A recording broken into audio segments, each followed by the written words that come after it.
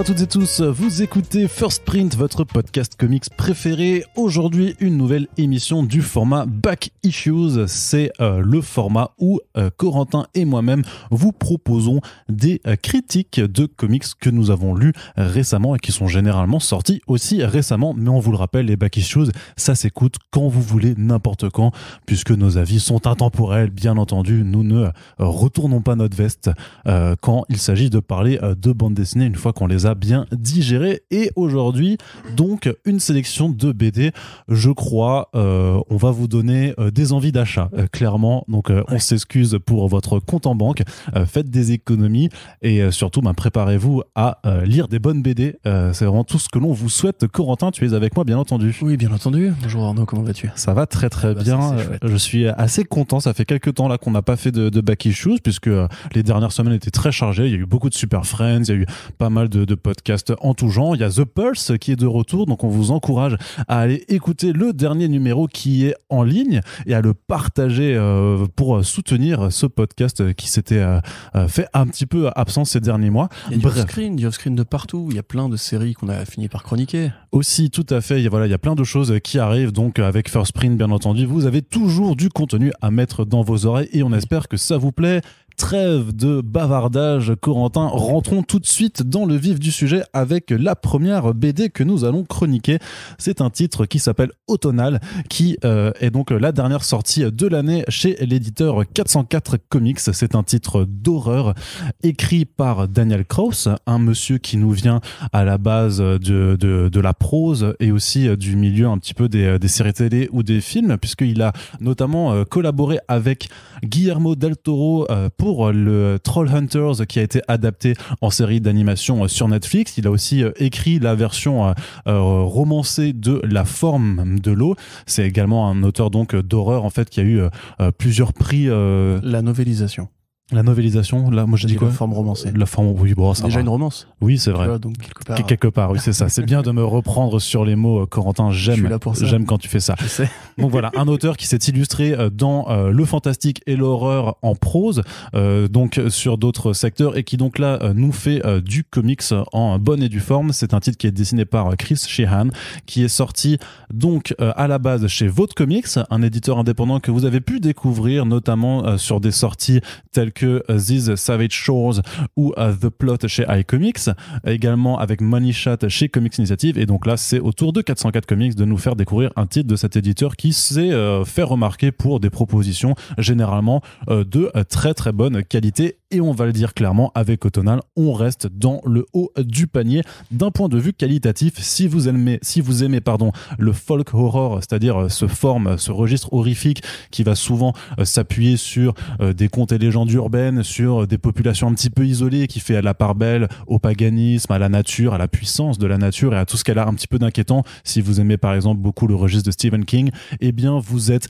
à la bonne porte avec Automnal. Également appelé horreur rurale. Effectivement. Voilà, dans le genre francophone. Tout à fait, mais moi j'adore le terme folk horror, vraiment. Donc c'est The Wicker Man, c'est Midsommar par exemple, si vous êtes un peu dans ce genre de courant. Adventures of Sabrina. Ouais, tout à fait aussi. Un peu de Hellboy aussi, il y a du l'horreur rurale chez Hellboy. Oui, c'est vrai. Du Hellblazer parfois aussi. Tout à fait. Il y a plein de trucs comme ça. Voilà, donc un registre à titre personnel que j'apprécie particulièrement. Et donc dans Automnal, que se passe-t-il ? Eh bien, nous intéressons à une dame qui s'appelle Kat Somerville, voilà, qui a une vie un petit peu compliquée. Elle a une fille qui est assez turbulente. Et sa mère vient de décéder. Et donc, elle doit retourner dans la ville de Comfort Notch où sa mère vivait et d'où elle a été chassée en fait quand elle était toute petite. Donc, elle avait une relation très conflictuelle avec sa daronne, avec qui elle était tout simplement plus en contact. Et donc, elle y retourne pour des questions d'héritage et aussi parce que sa vie étant compliquée, elle se dit qu'elle pourrait tout simplement aller retourner vivre à la demeure familiale pour y trouver un petit peu de tranquillité par rapport au bouleversement de sa vie. Arrivée là-bas, elle s'aperçoit que c'est une très belle ville. D'ailleurs, on est au niveau de l'équinoxe d'automne, donc bien entendu, c'est pour ça que le titre s'appelle comme ça. Elle s'aperçoit que les gens ont l'air vraiment d'être très heureux, mais il y a un petit détail qui est un petit peu frappant, c'est que les gens ont l'air d'avoir peur des feuilles d'automne, des feuillages, et forcément vu que le paysage en ce moment voilà c'est l'équinoxe, forcément il y a des feuilles mortes partout, et donc en fait elle s'aperçoit aussi qu'il y a une comptine qui est répétée par les gamins du village, qui parle d'une personnalité un petit peu obscure. Il y a des enfants qui ont disparu, et petit à petit en fait des faits du passé vont commencer à refaire surface. Elle va s'apercevoir que le comportement de plus en plus bizarre des habitants cache un très très très sombre secret, et petit à petit on va glisser vraiment dans le fantastique, dans l'horreur, avec un climax qui est vraiment très appuyé. Corentin, dis-moi un petit peu, qu'est-ce que tu as pensé de cette histoire? Alors déjà, t'as dit que 404 s'était fait remarquer pour la qualité des titres qu'ils avaient sortis en France. Ils se sont aussi fait remarquer pour la qualité de leur fabrication. Tout à fait. Fab, voilà.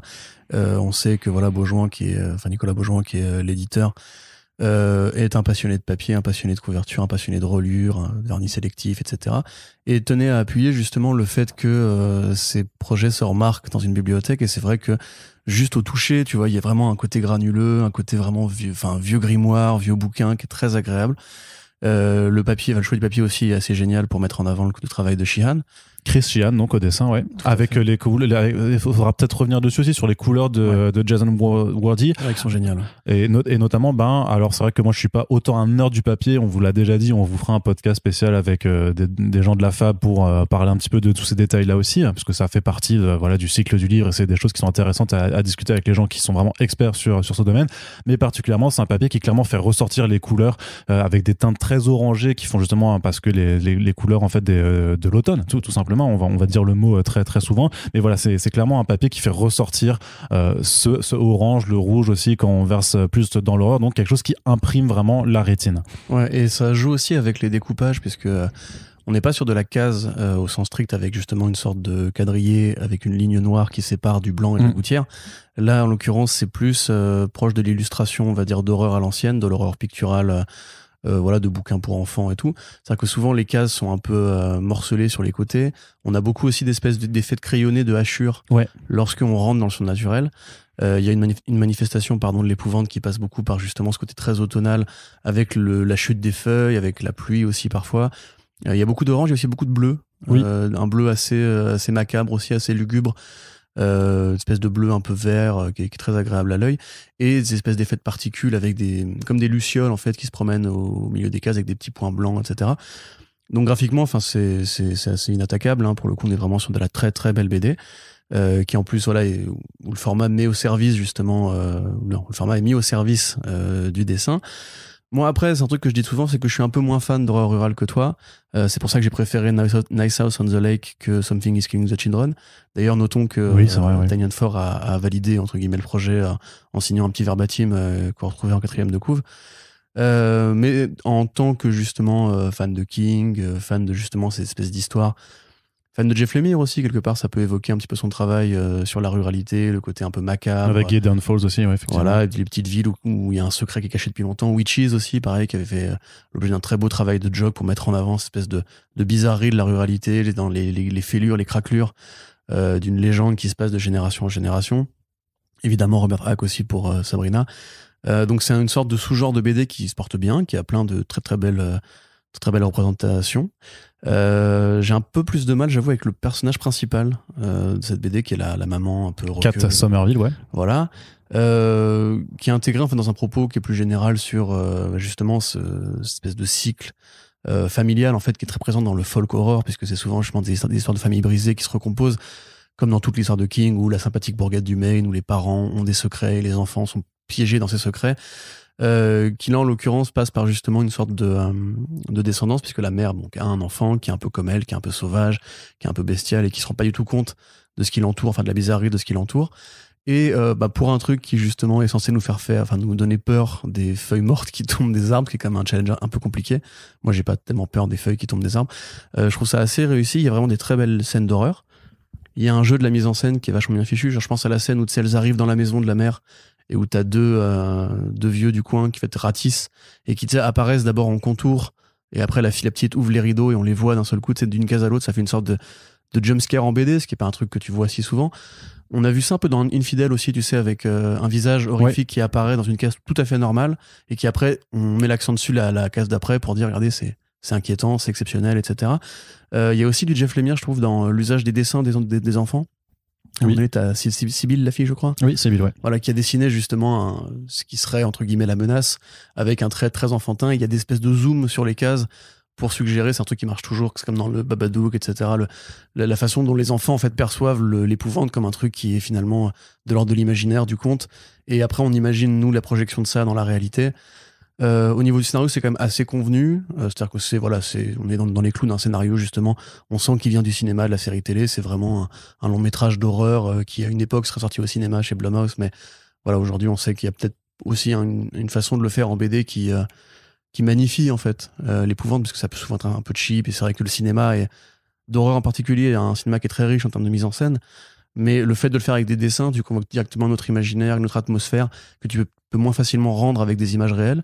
Ça, on parlait de la colo qui est très importante justement pour créer ces ambiances, ces décalages, et qui joue sans forcément faire peur, parce que moi ça ne m'a pas fait peur, hein, je le dis comme je le pense, sur vraiment une sorte de plaisir justement de pénétrer une imagination torturée, sans forcément justement avoir peur, mais c'est tellement insidieux en fait de la façon dont c'est fait, et tu sens en fait le malaise, c'est de l'horreur de malaise, tu vois, c'est de l'horreur dérangeante où tu sens qu'il y a un truc qui déconne.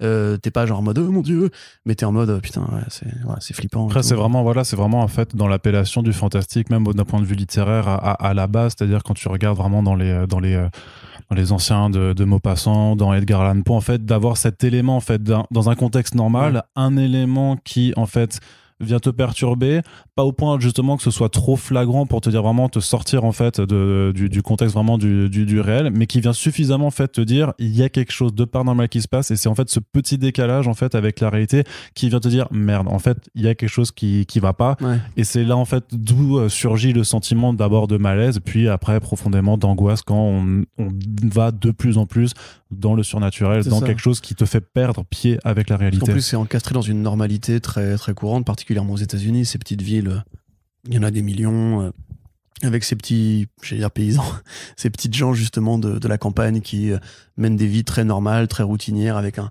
sens de la communauté aussi, où tout le monde se connaît, tout le monde connaît les gens et leurs petits secrets aussi. Ouais. Généralement, l'entrée en scène d'un personnage qui est extérieur à ce monde-là crée un décalage parce que c'est la seule à ne pas connaître le secret, etc. C'est encore le cas dans... Encore une fois, Something is Killing, plein de... Ouais, puis on en reparlera aussi de l'année prochaine avec Stillwater, par exemple, qu'on abordait récemment dans un front page, qui a aussi fait pas peur du tout, par contre. Alors, qui fait pas peur, mais qui est dans le même registre du thriller, avec des gens extérieurs à une ville, bien sous tout rapport, mais qui cachent un secret, et là, c'est clairement... ouais. Et dans le cas de Autonal, justement, j'aimerais vraiment insister là-dessus. Je pense que si ça avait été un film, ça aurait été un film très convenable et très agréable. Après, il aurait pu être filmé par un Guillermo del Toro, un truc comme ça, mais... je te prends l'exemple de le film de Del Toro, d'ailleurs, Crimson Peak, ouais. Tu vois, qui est un film qui est très bien, qui est bien écrit, qui a bien de qualité, etc. Mais c'est quand même vraiment l'esthétique que tu retiens de celui-là, la façon de poser les couleurs par Del Toro et tout. Et là, justement, en BD, ça donne vraiment une couleur différente, un cachet différent d'avoir ce format séquentiel-là pour raconter cette histoire-là qui... dans un autre contexte, je pense, serait passé pour beaucoup plus automatique et beaucoup plus en fait préécrite, tu vois. Ouais, non, c'est vrai que si vous êtes habitué de toute façon des films ou des récits d'horreur rurale, c'est vrai que vous serez en sentier connu, si vous me permettez ce petit jeu de mots, sentier forestier connu, lol.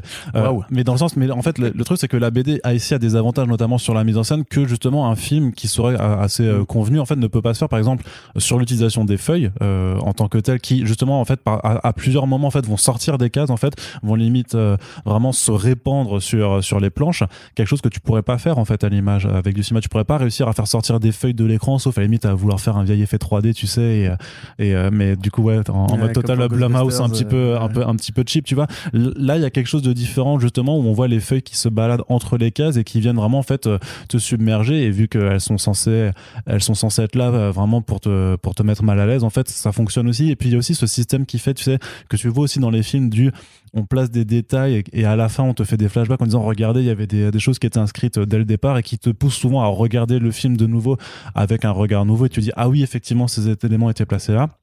Bah, c'est exactement la même chose en fait que tu as sur Autonal où on te dira vers la fin, regardez ce symbole-là, vous l'aviez peut-être vu à des endroits assez évidents et en fait effectivement quand tu relis la BD il y a certains endroits où tu le vois apparaître, sauf qu'en fait il était caché aussi à plusieurs endroits et donc ça permet aussi, ça donne une relecture qui est plutôt intéressante de voir en fait comment l'auteur et l'artiste en fait se sont amusés à placer des petits éléments qui quelque part étaient annonciateurs de ce qui allait arriver ensuite. Ouais, tout à fait. Et bon, voilà, c'est un super travail de composition graphique et de mise en accord entre découpage et scénario.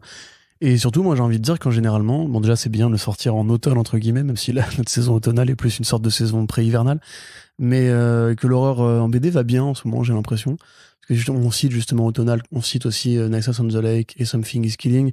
Jeff Lemire qui revient à l'horreur aussi, et qui va revenir aussi à une horreur de folk horror l'année prochaine chez Image Comics. Donc c'est un très bon représentant si vous aimez justement ces trucs-là. Et si vous avez, même je pense à des potes ou des gens qui aiment bien justement le cinéma d'horreur, les séries d'horreur de Netflix ou cette production culturelle-là, ça peut être une bonne occasion de faire un cadeau et de faire découvrir, entre guillemets, cet univers séquentiel qui a vraiment de très bonne qualité et qui, même je pense, est supérieur à plein de trucs qui sont sortis cette année en termes de films d'horreur, tu vois.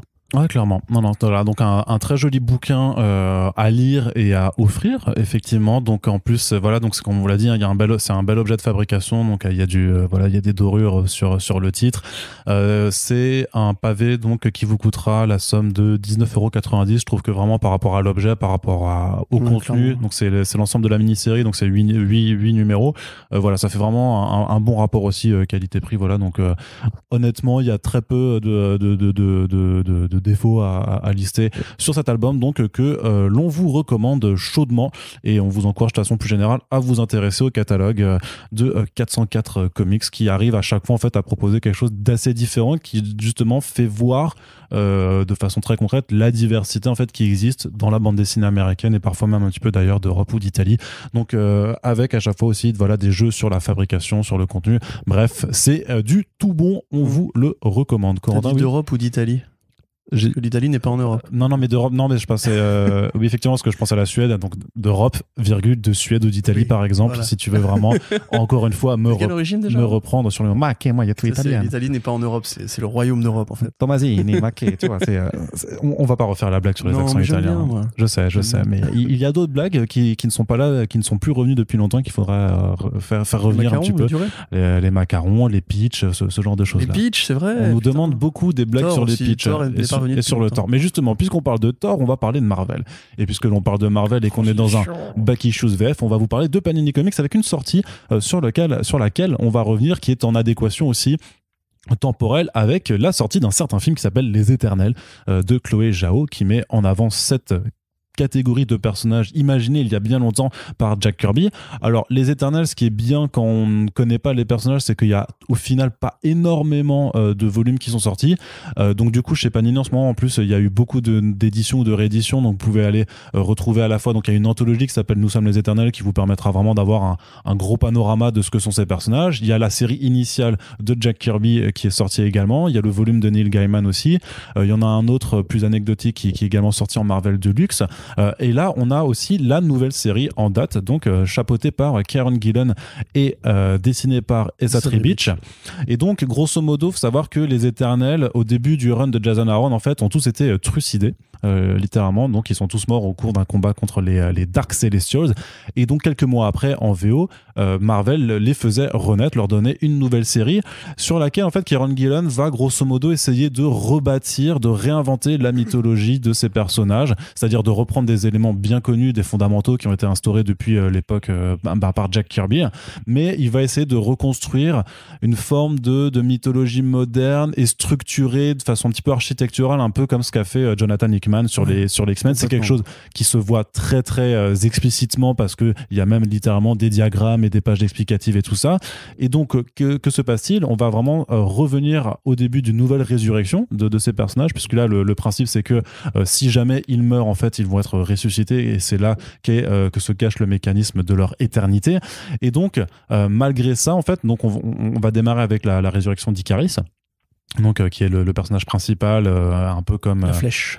un peu comme comme dans le film au final, qui est un des personnages principaux. De toute façon, historiquement, Icaris, je te coupe, excuse-moi, mais Icaris, dans quasiment tous les volumes, que ce soit celui de Kirby ou celui de Gaiman, c'est la figure principale. Celui qui sert à recomposer l'équipe. C'est-à-dire que c'est Ike Harris, quand il est en civil, qui réveille les Éternels dans le volume de Kirby, et qui, après, dans le volume de Gaiman, va les rassembler alors qu'ils ont quasiment tous perdu la mémoire. D'accord. Et donc, petit à petit, en fait, il retrouve en fait certains de ses compatriotes, comme Sprite, par exemple, qui a aussi une forme féminine là-dessus. Et ce sera d'ailleurs expliqué dans le volume pourquoi en fait elle a cette apparence, qui du coup c'était une bonne façon d'expliquer ça de façon à la fois intra-comics, mais aussi pour coller finalement à ce que les gens peuvent voir dans le film de Chloé Zhao. Sauf que justement, il y a un problème, c'est que le patriarche des Éternels est retrouvé mort, et en fait, ils s'aperçoivent que la machine, cette grosse structure qui est dans la Terre, en fait, qui est censée justement s'occuper du bon fonctionnement de la société éternelle sur Terre, en fait, est en train de déconner. Il y a un problème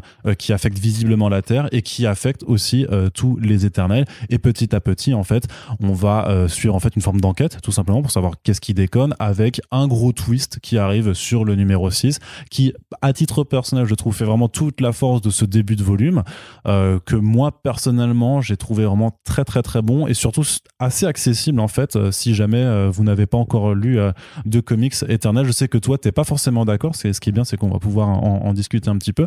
Mais moi, je trouve ça vraiment très accessible, hyper prenant, et très intéressant dans la façon dont Gillen vraiment essaye de faire son petit architecte sur ce pan de l'univers, avec quelques liens au reste de l'univers Marvel, plus poussé d'ailleurs que dans le film de Chloé Zhao. Et puis, bon, bien entendu, vu qu'il y a Esa Tribich au dessin, bah, graphiquement, c'est assez beau quand même, il faut le dire.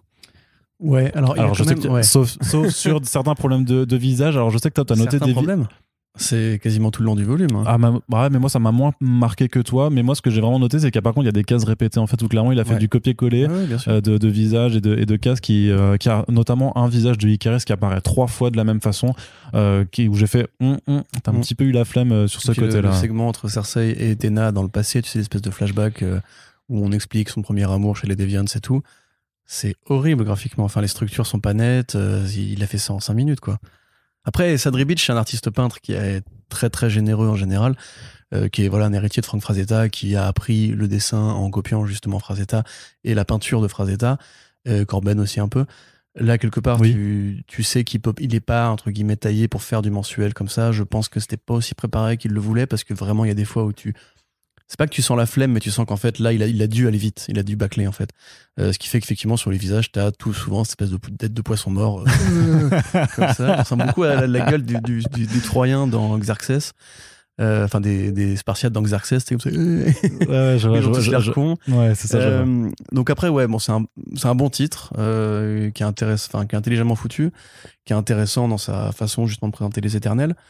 C'est pas un titre qui est parfait à plein de niveaux, mais donc comme tu l'as dit, ça recompose justement la mythologie pour celles et ceux qui voudraient un peu réviser avant le film, on va dire, ou tout simplement parce que Marvel, en général, quand un film apparaît, ils se sentent le besoin de faire une sorte d'effort et de mettre des artistes talentueux au bon endroit. Donc là, c'est pour une série en 6 numéros.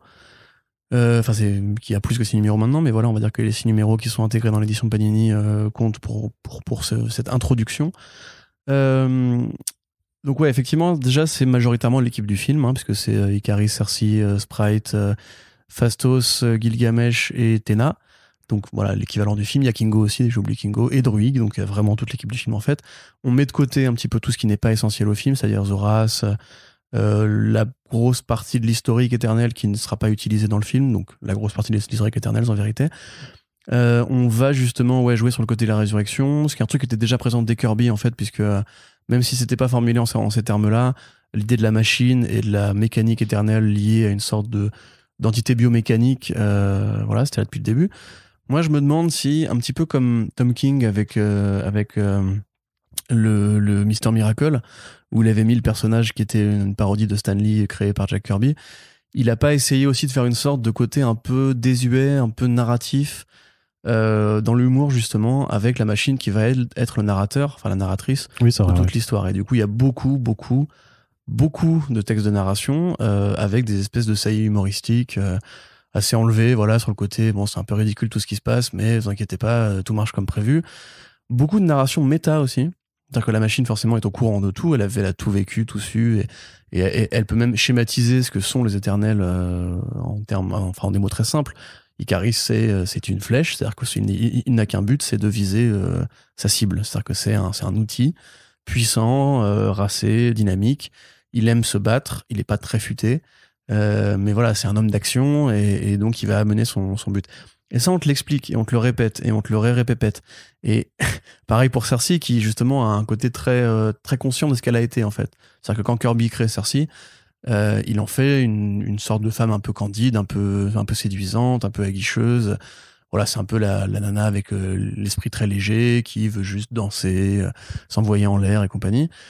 Et là, c'est très clairement dit, hein, dans le texte, elle dit, moi j'aime bien niquer avec les humains, voilà. Téna, où on fait une bonne séparation avec le personnage de Athéna, mais en fait ça reste Athéna, mais c'est Téna. Gilgamesh aussi, qui passe plus pour une sorte de rebelle un peu éco-terroriste dans la fratrie. Moi je trouve ça quand même difficilement accessible si vous avez pas lu au moins un peu d'Éternel avant. Et je te jure que moi j'en avais pas lu en fait au moment d'aborder ce volume quand c'était sorti en VO. Toi, là, t'as un cerveau supérieur au nôtre, hein, t'as un doctorat et tout. Ouais, mais non, mais au-delà, oui, mais le doctorat n'a rien à voir avec le fait que t'as pas lu d'Eternals avant ou pas, quoi. Oui, mais tu peux comprendre très vite, tu vois ce que je veux dire. C'est que t'es un surdoué. T'es un génie, un dieu parmi les hommes. Non. Si, quand même. Ça sent. Non, mais tu vois, il y a quand même plein de concepts qui sont balancés. L'Unimind, le fait que Doric soit un salaud, et on t'explique pas vraiment pourquoi en plus, parce que t'es juste censé avoir lu le fait que Doric soit un salaud historiquement. Ouais, c'est ça. Non, je veux dire, ça veut dire que mais justement, moi, j'avais pas l'impression du tout d'être perdu, alors que, bien entendu, je pense que la corollaire évidente, c'est que je suis sûrement passé à côté de certains points de détail parce que je n'ai pas lu les précédents volumes. Voilà, le fait aussi que Cersei était Avenger, son rapport avec Tony Stark, il y a plein de trucs quand même qui sont pour moi un peu le cul entre deux chaises, entre on va faire un truc introductif et on fait des schémas à la Hickman, mais qu'on va parodier quand même parce qu'on met des vannes dans les schémas et on met des vannes dans les explications parce que la machine a un sens de l'humour qui est l'humour de Gillen en fait, qui a un humour de nerd qui peut-être qu'il a honte d'être nerd, je sais pas exactement, mais en fait qui va quand même essayer de ridiculiser un peu les idées qu'il adore en se foutant un peu de la gueule du projet. Ce qui du coup pour moi donne un truc qui est très compliqué parce que t'as le dessin de Ribic qui est un dessin qui est très ample, hein, qui est très majestueux, voilà, c'est beau, c'est des dieux, t'as des combats qui sont magnifiques. On peut spoiler l'antagoniste ou parce que dans la review j'essaie de ne pas le faire, mais parce que c'est lié à l'historique. Oui, je sais, mais moi je préfère qu'on spoil pas quand même. Bon, je ne dirais pas qui c'est. Mais par exemple ça, tu vois, bien dessiné, hein. Ça par exemple, si tu ne sais pas, du coup, comment expliquer le lien avec les Éternels si t'es un mec du grand public qui n'est même pas au courant de ça, tu vois? Parce que dans les faits, tu peux te dire, ouais, mais ils l'ont mis parce que Marvel Studios, etc. En fait, non, ça a vraiment une raison d'être, mais qui n'est pas élaborée. C'est-à-dire qu'on te dit que c'est la honte des Éternels, dont on te dit, grosso modo, que c'est une tâche sur la généalogie un peu parfaite de cette race de dieux, mais on t'explique jamais vraiment pourquoi, comment. Le lien avec les précédentes apparitions de ce personnage-là sont aussi assez diffuses. Enfin, c'est limite un Deus Ex Machina. Enfin, pour moi, il y a des trucs qui déconnent dans l'écriture vraiment au niveau alphabétique du scénario, quoi. C'est vraiment, il y a un truc qui manque à un endroit, quoi. Après, voilà, tel quel que c'est un bon titre parce que quand Ribic s'y met, c'est très beau. Donc Ribic, c'est pas juste un artiste de crayonné, c'est un artiste peintre. Et c'était exactement le bon choix pour justement mêler la nouvelle incarnation des Éternels, donc comme quelque chose de très divin. Ce qui n'a pas toujours été le cas, ça a toujours été des dieux, mais il n'y avait pas toujours cette espèce de côté très antique, tu vois, avec ces décors vides qui sont là justement t'as une vraie mythologie, enfin c'est voilà. Mythologique, hein, vraiment. Et puis c'est très, tu vois, justement, avoir un peintre comme ça, tu peux te permettre de faire des toiles qui évoquent voilà, la Renaissance, tout ce côté vraiment dieu antique, grec, égyptien, avec des décors très vides mais très peints qui sont très beaux. T'as des bastons voilà, qui tuent la gueule. T'as plein de trucs super cool au niveau du dessin et qui vont après avec la métaphore justement du rapport à la vie en fait, parce que le propos de Gillen dans son histoire, c'est les Éternels sont une anomalie de l'évolution humaine parce qu'ils n'ont pas évolué. Ils sont bloqués dans un cycle en vase clos et ils se sont jamais posé la question de pourquoi. Et aussi que c'est un cycle qui a des conséquences en fait, qui a des vraies conséquences parce que tu as justement une forme de sous-histoire en fait, de side story dont justement l'aboutissement et le twist du dernier numéro de cet album. Alors je sais pas ce que toi t'en as pensé particulièrement. Moi je trouve que c'est assez... Enfin, moi, je trouve ça vraiment génial, en fait, tu vois, d'avoir, en fait, cette remise en perspective, la façon dont ça explique, en fait, quelque part, en fait, la façon dont les Éternels sont éternels. Et vraiment, de tout ce que j'ai lu chez Marvel en VO cette année, au moment de trucs, j'ai fait ah putain, on arrive encore à avoir ce genre de petit sentiment d'excitation en fait dans du comics mainstream, mais quand même c'est assez rare au final. L'excitation, pour... ouais, excité, toi. Ouais, moi j'étais ah putain, ouais, la mort et tout, c'est trop cool. Ouais, mais ouais, franchement.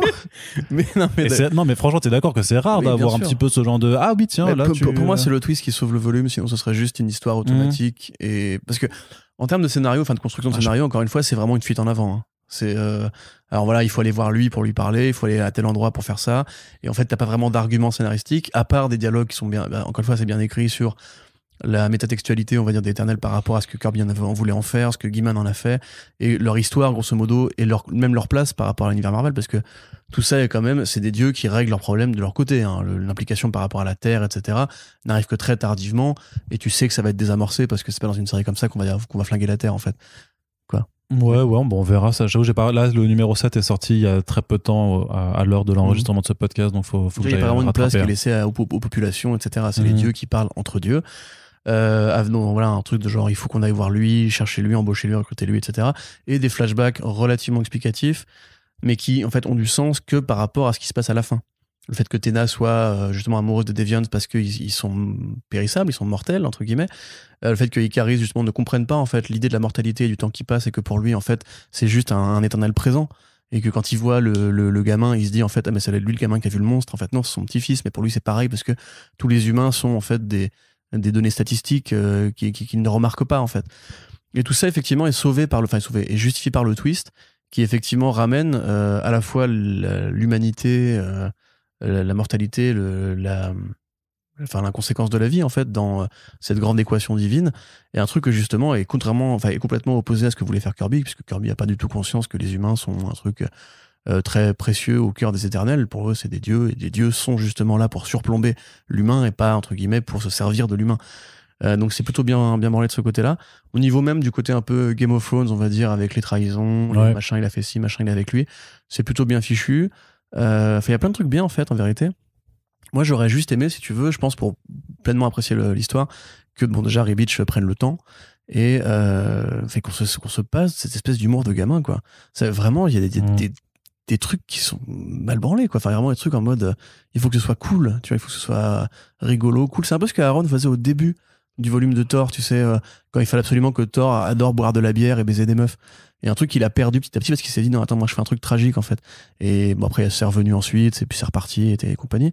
Mais là pour le coup je trouve que ça fait vraiment en mode comment faire adhérer les gens aux éternels si jamais on en fait pas un truc un peu marrant, un peu déconnant, qui a conscience de ses défauts ou de son ridicule, alors que c'est pas ridicule, c'est pas stupide de vouloir imaginer des dieux super-héros.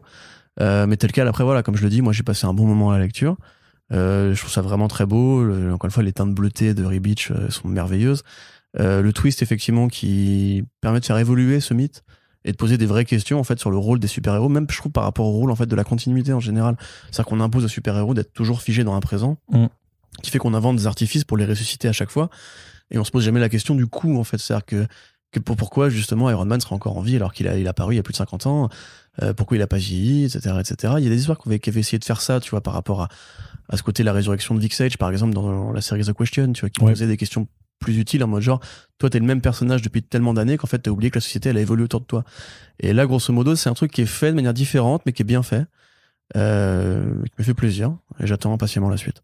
Très bien. Et donc c'est disponible chez Panini Comics, donc l'album en version normale, donc c'est 22€.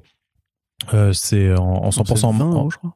Ou 20 euros. C'est 20 euros normal et 26. Moi, il me semblait que c'était 22 et 26, quoi. Mais en tout cas, justement, je voulais juste aborder le fait qu'ils ont sorti une édition spéciale, donc en très grand format, qui contient donc à dos toilé, et qui contient aussi le premier numéro en noir et blanc, et qui coûte justement par rapport à l'édition de base à peine plus cher, donc il y a 26 balles. Et je pense que cette artiste édition en fait est à privilégier si vous avez 5 balles de plus à mettre dedans. Je pense que c'est quand même pour le voyage graphique plus intéressant, quoi. Pour voir les gueules de Ribic. Non mais arrête un peu avec les gueules de Ribic. Non mais si tu veux, Ribic, moi c'est un des artistes préférés dans la peinture en fait, en bande dessinée, et puis parce qu'il a fait toute la partie God of Thunder et la partie King Thor du run d'Aaron. J'attends beaucoup de lui. Et là, en plus, sur les Éternels, c'était l'occasion de briller. Et je suis pas le seul à l'avoir remarqué, hein, encore une fois. Ah non, mais moi aussi, j'ai vu. Hein. Après, moi, c'est plus sur les visages aussi que sur les répétitions et les décalques qui me dérangent vraiment plus, quoi, que sur le fait que, effectivement, t'as des problèmes de visage, quoi. Mais pour moi, ça reste par rapport à l'ensemble, tu vois, si tu prends l'ensemble. Bien sûr. Franchement, c'est quand même pas dégueulasse. Coupons les quoi. cheveux en 4. Très bien. Allez, Corentin, on continue du côté d'univers de super-héros, mais moins dans le mainstream, puisque on va du côté de Bliss Edition.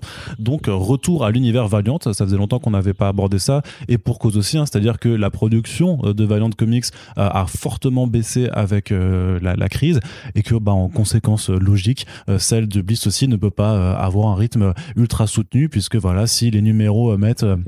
Enfin, si les séries mettent 2 ans à sortir 10 numéros, forcément, ça prend plus de temps. Bref, tout ça pour vous dire qu'on va vous parler de Rai, de Dan Abnett et de Juan José Rip, avec des couleurs de Andrew Dalhouse.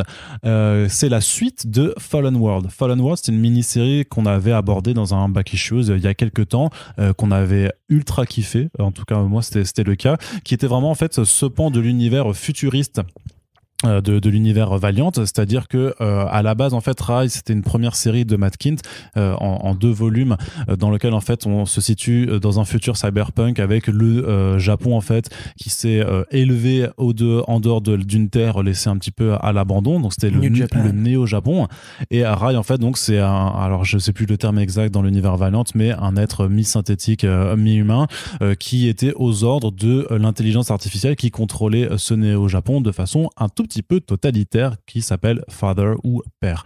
Grosso modo, dans la première série, Rai finissait par s'émanciper de Père et le mettait a priori hors d'état de nuire, mais avec une conséquence désastreuse, c'était que le néo-Japon s'effondrait sur Terre. Et donc ensuite, on arrivait dans Fallen World, où en essayant un petit peu de reconstruire une vie sur cette Terre qui est devenue complètement post-apocalyptique, avec mais vraiment post-apocalyptique aussi, avec beaucoup de mélange d'influences d'univers, puisqu'on avait clairement du désert furieux à la Mad Max, on avait on a quelque part la nature qui a aussi repris ses droits, donc ça permet d'avoir un univers beaucoup plus de fantasy avec les fameux hommes éléphants que Corentin a kiffé.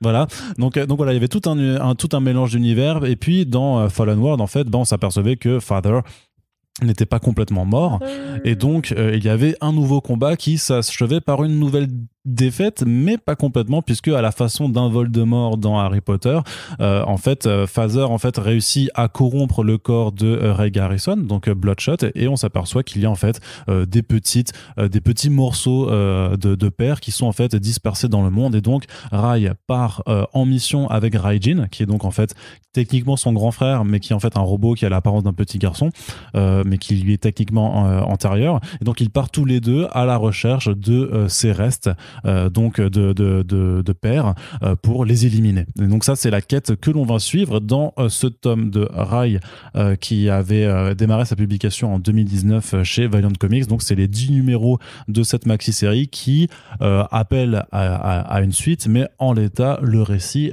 Corentin, je me tourne vers toi. Comment l'as-tu trouvé ?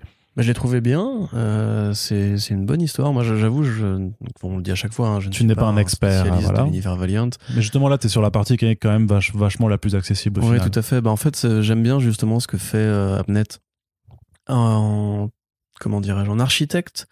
Dans le sens où c'est un peu des séries que j'aimerais retrouver chez DC Comics par exemple, parce que ça a été le cas à une époque. C'est le fait de faire marcher tout l'univers avec une seule série.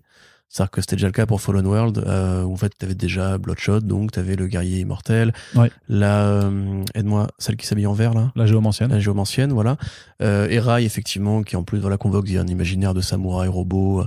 En fait, moi ça me fascine comment, vu de l'extérieur, ça a l'air ridicule tout ça, enfin samouraï robot, guerrier immortel, samouraï robot cyberpunk, ouais. Voilà, c'est ça, t'as envie de dire, c'est un peu tu sens que ces idées sont apparues dans les années 80-90, à l'époque où c'était déjà c'est un peu ringard entre guillemets, et finalement Abnett arrive à trouver des façons de à la fois faire en sorte que ça sonne vrai, et de rendre ça tout à fait, comment dirais-je, cohérent avec les idées de cette société un petit peu délabrée. C'est-à-dire que les hommes éléphants, c'est tout à fait naturel, justement, pour symboliser l'allégorie de la nature qui reprend ses droits, de l'autre règne animal qui n'est pas l'humain et qui commence un peu à profiter que la Terre soit à l'abandon pour se développer. Le samouraï robot, voilà, c'est pareil, ça peut évoquer une sorte de... Enfin, moi, j'y vois un petit peu un côté... les créations techno-futuristes, on va dire, créées par les milliardaires de type Musk et compagnie pour échapper un peu à la Terre et à l'effondrement écologique, puis finalement, après, ça leur pète dans la gueule et tout. Le rail lui-même, qui est vraiment écrit comme un samouraï, hein, de toute façon, le nom vient pas de nulle part, qui veut être un humain. Ça, c'est assez intéressant parce que c'est un personnage qui finalement est un robot qui a des traits humanoïdes, mais qui veut se prendre pour un humain. Et au final, on s'aperçoit que le Raijin, qui lui, pour le coup, est totalement un robot, est totalement déconnecté de l'humanité, est fait plus humain que lui dans ses réactions, son attitude, et lui sert un peu de petit frère. Et en même temps, lui, il le voit plus comme une sorte d'outil, mais même quelque part de projection de père encore, tu vois. Il y a vraiment une sorte de saga familiale qui est embarquée là-dedans avec une espèce de guerrier immortel qui fait très... Voilà, non, parce que le guerrier immortel, c'est oui, si tu m'as compris. Voilà, le guerrier éternel, si tu préfères. Non, c'est Eternal Warrior, du coup, non? Ouais, c'est le guerrier éternel en français, du coup. Voilà, donc j'ai dit le guerrier immortel. Ah, pardon, oui, ça. Ouais, tu dis n'importe quoi, putain de merde. C'est le podcast où tu vas me reprendre sur tous les mots exactement. Que j'utilise. Qui parcourt la Terre pour justement terminer sa mission et même quelque part se faire harakiri derrière. Enfin, c'est beaucoup derrière. Tu vois, enfin, il y a vraiment un côté Kurosawa avec un imaginaire Mad Max. C'est intéressant de voir Shaolin Cowboy aussi quand même, de ouf. Tout à fait. Sur les premiers numéros, voilà, c'est ce qu'on avait dit dans un podcast précédent. Juan Roseri s'est beaucoup inspiré, il l'a dit lui-même, de Geoff Darrow. Là, quelque part, tu vois les effets de particules. Et en plus, comme c'est du Juan Roseri qui n'est pas ancré, qui est plus, il est ancré, mais genre qui est plus crayonné par rapport à d'habitude, parce que le trait de Juan Roseri généralement est plus épais quand il est chez Avatar, où c'est des grosses trames de noir qui justement séparent la façon qu'il a justement de découper les corps, etc. Là, c'est un Roseri qui est beaucoup plus léger, on va dire, dans le trait, et allié avec une couleur qui, pareil, est plus descendue. Je sais pas, c'est parce qu'il s'ancre lui-même, peut-être que c'est pour ça qu'il le fait du coup très léger. Peut-être qu'il a essayé de trouver un style qui fasse moins fouillis, on va dire. Mais ouais, non, dans l'ensemble, j'ai vraiment trouvé ça cool. C'est une bonne saga de hard science à l'ancienne, on va dire. Voilà, si vous êtes fan de Star Wars, enfin en tout cas du premier Star Wars et de toutes ces espèces justement de grandes séries de SF à la Dune, j'allais dire Fondation, ça n'a rien à voir avec Fondation, voilà, plein d'autres trucs comme ça, de science-fiction. Vous aimez bien science-fiction? Bah, c'est la science-fiction. Non, mais les exemples me manquent là tout de suite. Mais je trouve effectivement que même pour moi qui connais pas bien l'univers Valiant, avoir enchaîné Fallen World avec Wikipédia ouvert à côté évidemment et Rai dans la foulée, je trouve qu'effectivement il y a moyen d'avoir une bonne saga universelle, c'est-à-dire qui prend l'ensemble des personnages et qui les prend au sérieux. Pour moi, ça me manque un peu de Bloodshot parce que c'est mon seul référent dans l'univers Valiant et que j'aime bien Bloodshot et j'aimerais bien qu'il soit plus présent, mais quelque part, il est présent. Hein, d'une certaine façon, voilà. D'une certaine façon. Il y a plein de petites idées aussi, genre les maisons du futur qui.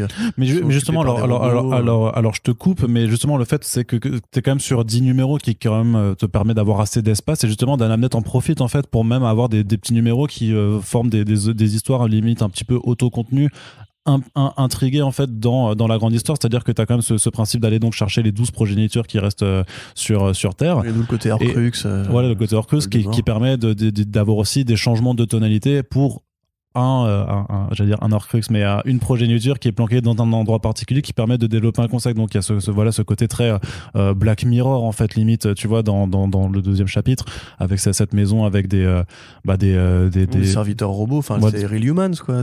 Ouais, ou Real Humans, ouais, carrément. C'est vraiment justement ce côté. On va placer en fait les fameuses maisons connectées du futur dans ce truc-là qui est tellement patchwork en fait, parce que l'univers Valiant c'est tellement un patchwork. Il y a des Romains. En tout cas, non, mais voilà, des légionnaires romains. En fait, c'est vraiment le côté futuriste. C'est vraiment, on est donc là dans l'an 4002, c'est vraiment ce que permet en fait le côté futuriste de l'univers Valiant, parce que sinon quand t'es dans les séries de la continuité présente, c'est beaucoup plus ordonné et beaucoup plus standard, on va dire, tu vois, en termes de représentation des sociétés et tout ça. Mais là, effectivement, tu passes voilà de Real Humans, Black Mirror à justement à avoir en fait dans la forêt des centurions mais après c'est expliqué dans l'univers. Mais ce qui est des gladiateurs robots qui étaient sur New Japan et qui descendu sur Terre monte une ville romaine en fait. Mais ce qui est trop bien en fait, et toi tu le sais pas forcément parce que tu ne les as pas lus, mais c'est que c'est un énorme renvoi en fait à Britannia, qui est une autre série en fait qui est éditée par Valiant et qui par contre se passe vraiment à une époque d'antiquité, mais dont le dessinateur est aussi Juan Roseri. Donc en fait il y a vraiment une sorte d'autoclin, enfin d'Anavette qui lui a clairement dit vas-y, on va te faire redessiner un petit peu de Britannia en fait dans l'idée, et ça permet, et pour justement pour moi je trouve qu'il y a une forme de payoff aussi pour les gens qui suivent un peu toutes les publications de l'univers Valiant, de dire c'est marrant, Rip il revient un peu à cet univers-là, et ça permet quand même d'apporter une variation en fait dans les paysages, dans les personnages, dans les univers. T'as aussi voilà ce chapitre post-apo avec la géomancienne où tu vois une communauté d'humains très américains, on va dire, qui essaient de refondre une société à un peu hippie, un peu hippie. Ouais, bah plutôt fermier, je trouve. Tu vois vraiment dans The Walking Dead, c'est quand commencent à faire pousser des plantes et tout. Que là vraiment c'est le côté, on va essayer de recréer un peu la terre la nature plutôt à notre échelle et tout. Et en fait, t'as l'armée du gouverneur, on va dire, qui va nous faire chier. Donc oui, c'est très généreux. Et moi, je trouve ça très ludique justement, cette espèce de mélange des imaginaires qui n'ont rien à voir ensemble, mais t'es embarqué en fait. Dans le côté, en fait, t'as compris qu'en fait tout était possible dans cet univers-là en termes de créatures, en termes de combat et tout. Et puis en fait, on t'explique comment ça marche. Tu en dis, voilà, en fait, le rail, mais c'est pas lourd, tu vois. Le rail peut niquer une armée de quepons anarchistes parce que il a tel pouvoir et tout, mais on dit, mais tu t'en fous de l'explication, tu vois juste qu'il leur pète la gueule et t'es content parce que le rail il est stylé et tout. C'est un peu Bloodshot Samurai, tu vois, quelque part, même au niveau de la mise en scène. Oui, non, mais de toute façon, il y a un lien dans la création du personnage, quoi. Et puis, ouais, du coup, la petite bromance, ce qui est bien foutu aussi. Enfin, non, moi, j'ai passé un bon moment, quand même. Voilà, donc un bon moment. Donc voilà, c'est un album qui contient donc les 10 numéros de la série. Alors, seul l'écueil pour moi, c'est d'une part, en fait, que Rip ne finit pas le dernier numéro. Les 5 dernières planches, en fait, grosso modo, sont illustrées par quelqu'un d'autre, et c'est juste dommage de pas avoir réussi à avoir le même artiste de but en but, mais vraiment c'est vraiment sur 5-6 planches, donc c'est pas très très gênant. Et par contre, surtout, c'est qu'il y a quand même une forme de cliffhanger sur le dernier numéro, et qu'on attend encore la suite, et qu'elle a même pas démarré à l'heure actuelle, je crois, en VO. Il n'y a pas grand chose de résolu en vrai. Donc voilà, c'est ça, c'est que c'est enfin, mais le voyage est passionnant. Le voyage est vraiment passionnant. On avait déjà dit à la fin de Fallen World, on disait putain, il faut la suite et tout, et le truc c'est que Dan Abnett continue de faire une très bonne histoire là-dedans, et ça pose juste la question de quand est-ce qu'on pourra lire la suite. Mais en tout cas, vraiment, le voyage en vaut clairement le coup, oui. Mais pour moi, ça pose une autre question qui pas connecte à la bande dessinée elle-même, mais pourquoi pas faire ça en série télé? Enfin, c'est trop là, ça demande beaucoup trop de moyens. Je sais pas, c'est des décors très vides, très naturels, donc tu peux t'amuser. Les costumes d'hommes éléphants, enfin je sais pas, il y a des trucs à faire quand même, parce que là vraiment t'as une saga en fait entre les mains. Ah là il y a un énorme truc à faire. Oui, non, mais il y a un potentiel génial, mais après c'est marrant que tu demandes là d'un coup une série, alors que d'habitude t'es quand même souvent plus du côté genre on a les comics, ça nous suffit les comics. Je trouve ça un peu dommage qu'on se cantonne justement à cette espèce d'idée de l'univers Valiant comme une annexe de DC et Marvel avec des personnages sensiblement équivalents. Alors là ça n'a rien à voir. Voilà, là ça n'a rien à voir justement, c'est un truc qui n'appartient que à Valiant entre guillemets, c'est-à-dire que t'as des sagas de SF, t'as des versions futuristes de super-héros, t'as Old Man Logan, t'as Batman Year 100 et tout. Mais en l'occurrence, ce côté, justement, c'est pas juste une mini-série pour explorer le futur, c'est vraiment une poche d'univers. Ouais, c'est ça. On peut tendre sur le long avec le même auteur et sans faire 40 spin-offs, etc. Bah, ça fait, en fait, comme, encore une fois, ces vieilles sagas de science-fiction d'autrefois en roman, de genre Jean Arnaud, etc. Tu vois, t'as même le sentiment, à la limite, si on se rapporte au mainstream, bah justement, tu mentionnais Old Man Logan, mais à ce sentiment, en fait, d'avoir, tu vois, parce que Old Man Logan, à la base, c'était quoi? C'était juste un arc dans la série régulière Wolverine, tu vois, qui durait, voilà, c'est 8 numéros, je crois. Et qui. C'est même 4 numéros, je crois. C'est que 4? Je crois que c'est très court, Old Man Logan. Je me rappelle plus, pourtant je l'ai relu il y a pas si longtemps que ça, il me semblait que c'était un peu plus long, mais bref. Mais de tout ça pour dire que tu avais ce sentiment en fait d'avoir quelque chose que tu pouvais lire en forme de bulle un petit peu d'annexe, et que tu n'avais pas besoin effectivement d'aller piocher à droite à gauche. Et vraiment, ce qui est vraiment très fort, donc c'est que vraiment la partie en 4001 After Death et 4002 du coup maintenant de Valiant peut vraiment se lire tout simplement de son côté sans avoir forcément besoin de référents ailleurs, et c'est ce qui en fait sa force. En plus qu'il y a toute cette diversité ça donne envie de s'y intéresser, je trouve. Ouais, donc vraiment, moi je vous le recommande, d'autant plus qu'au final, Bliss, on vous l'a dit, ne fait plus énormément de sorties. Donc quelque part, ce qui est bien, c'est que ça permet de faire aussi le tri sur les quelques propositions qui sont faites. Donc là, par exemple, justement, cet automne, il y avait le 3e tome du Bloodshot de Tim Seeley, qui, voilà, je suis désolé, est nul. Vraiment, ça c'était vraiment une horrible série. Donc gardez vos thunes. Par contre, vraiment, vous pouvez prendre les 2 premiers rails de Matt Kindt, Fallen World, et le rail là de 2021, et vous avez vraiment un excellent moment de lecture. Donc ce tome là, faites-vous un rail. Faites-vous un. Tout à l'heure que je te voyais sourire, je disais merde, il a envie d'en placer une. Et pour une fois, c'est toi qui veux faire un petit jeu de mots. Mais donc voilà, faites-vous un rail de rail. En tout cas, cette série, c'est donc 10 numéros, ça coûte 23 €. Donc en plus, voilà, le rapport aussi quantité-prix est clairement à votre avantage. Donc on vous encourage vraiment à vous intéresser à ce que fait Bliss Édition sur ce segment-là, parce que c'est vachement bien. On continue sans transition avec un monument de la bande dessinée qui est sorti chez Urban Comics. Il y a eu, alors c'était prévu un petit peu plus tôt dans l'année, il y a eu quelques mois de décalage, mais il est enfin là. C'est le American Flag de Howard Chaykin. Donc c'est publié dans la collection Urban Cult, un épais pavé de 456 pages. Corentin, qu'est-ce que tu peux me dire un petit peu sur American Flag? Pour le coup, ce sera un petit peu un Corentin monologue, puisque moi, j'ai hélas pas eu le temps de le terminer avant de pouvoir enregistrer ce podcast. Mais tu l'as commencé? Oui, je l'ai commencé. Et donc, je te fais confiance pour nous en parler. C'est bien. C'est de la bonne BD. Eh bien, merci. Allez, politique. On passe à la suite. Non, donc American Flag, effectivement, qui est alors au départ une édition DC Comics. C'est probablement pour ça que ça se retrouve chez Urban. Je crois que ça a été réédité chez Dynamite en partie. Ça fait partie de ces trucs qui sont peut-être plus sous licence DC maintenant, mais bref, peu importe. Donc Howard Chaykin, au départ dessinateur, un mec avec une vie passionnante dont tu pourrais nous parler, remarque Arnaud, c'est vrai. J'ai eu la chance de l'interviewer, tu connais très bien son travail.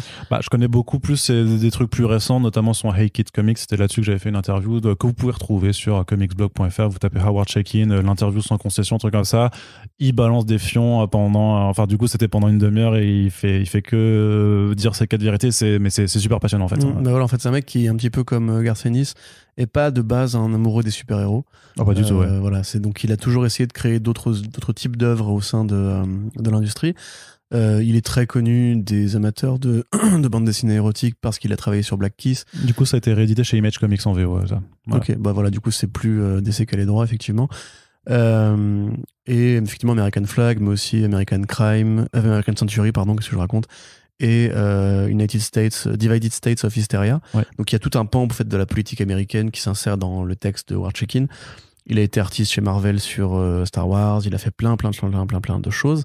Et American Flag est souvent considéré comme son chef-d'œuvre puisque c'est la première fois qu'il va aussi loin et aussi fort dans la bande dessinée politique et encore une fois futuriste. Donc évidemment c'est un futur qui part des années 80, c'est publié en 83 au départ. Donc c'est compliqué entre guillemets de pas trouver que ça a un peu vieilli sur certains points. On est encore à une époque où la ligne claire commence un peu à disparaître au profit de trucs plus en relief, plus découpés, qui sortent plus des cases, qui sont moins dans des découpages académiques. Lui, il a un effet pointillé aussi, qui est un peu comme celui de Mobius, ou même plutôt comme celui de Warhol, en fait, pour justement suggérer des ombres et aplatir un petit peu justement les perspectives. Donc, graphiquement, c'est très beau.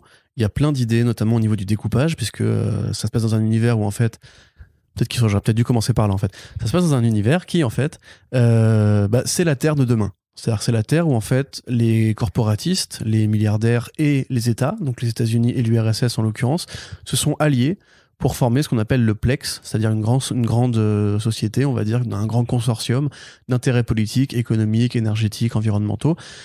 Et ils ont quitté la Terre après qu'en 96, une série en fait de crises écologiques, de crises économiques, de séismes ait simplement réduit la Terre, rendu la Terre quasiment inhabitable. Donc on a conquis les étoiles, on a conquis Mars et la Lune, et on a créé des colonies. Donc le Plex se terre dans les colonies, et je ne vous le spoile pas, parce que c'est évidemment un twist qui est intéressant à suivre, mais grosso modo, on va dire que le Plex n'a pas forcément l'intention de revenir sur Terre. Dans cette configuration-là, le Plex garde les gens en otage, entre guillemets, garde les gens à demeure sur Terre, avec les Rangers, qui sont donc une troupe de brigade de la mort, on va dire, qui sont les policiers et l'administration, un mélange des deux, qui sont là pour gérer en fait la vie sur Terre et mater les révolutions éventuelles. Et à la Two Thousand AD, en fait, c'est un peu comme les juges, hein, mais en moins vénères, ils sont beaucoup plus humains et tout. Il y a une guerre permanente de quartier, parce que c'est les pauvres qui vivent entre eux, ils se tirent dessus. Et en même temps, on les incite à se tirer dessus, puisqu'on leur balance, en fait, on les alimente en programme, en streaming, entre guillemets, tu vois. En programme porno, programme sportif. Il y a des vrais débats super intéressants là dans la BD par rapport aux achats de droits, justement, sur les matchs intéressants, etc.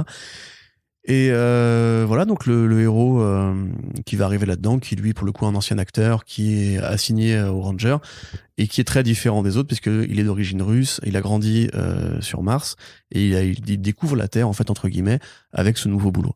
Donc c'est aussi un mec un peu roublard, c'est un peu Han Solo, mais version 1, épisode 4, tu vois. C'est un peu un mec qui a pas beaucoup de moralité, il aime bien baiser, il a la gâchette facile et tout. Donc voilà pour le contexte.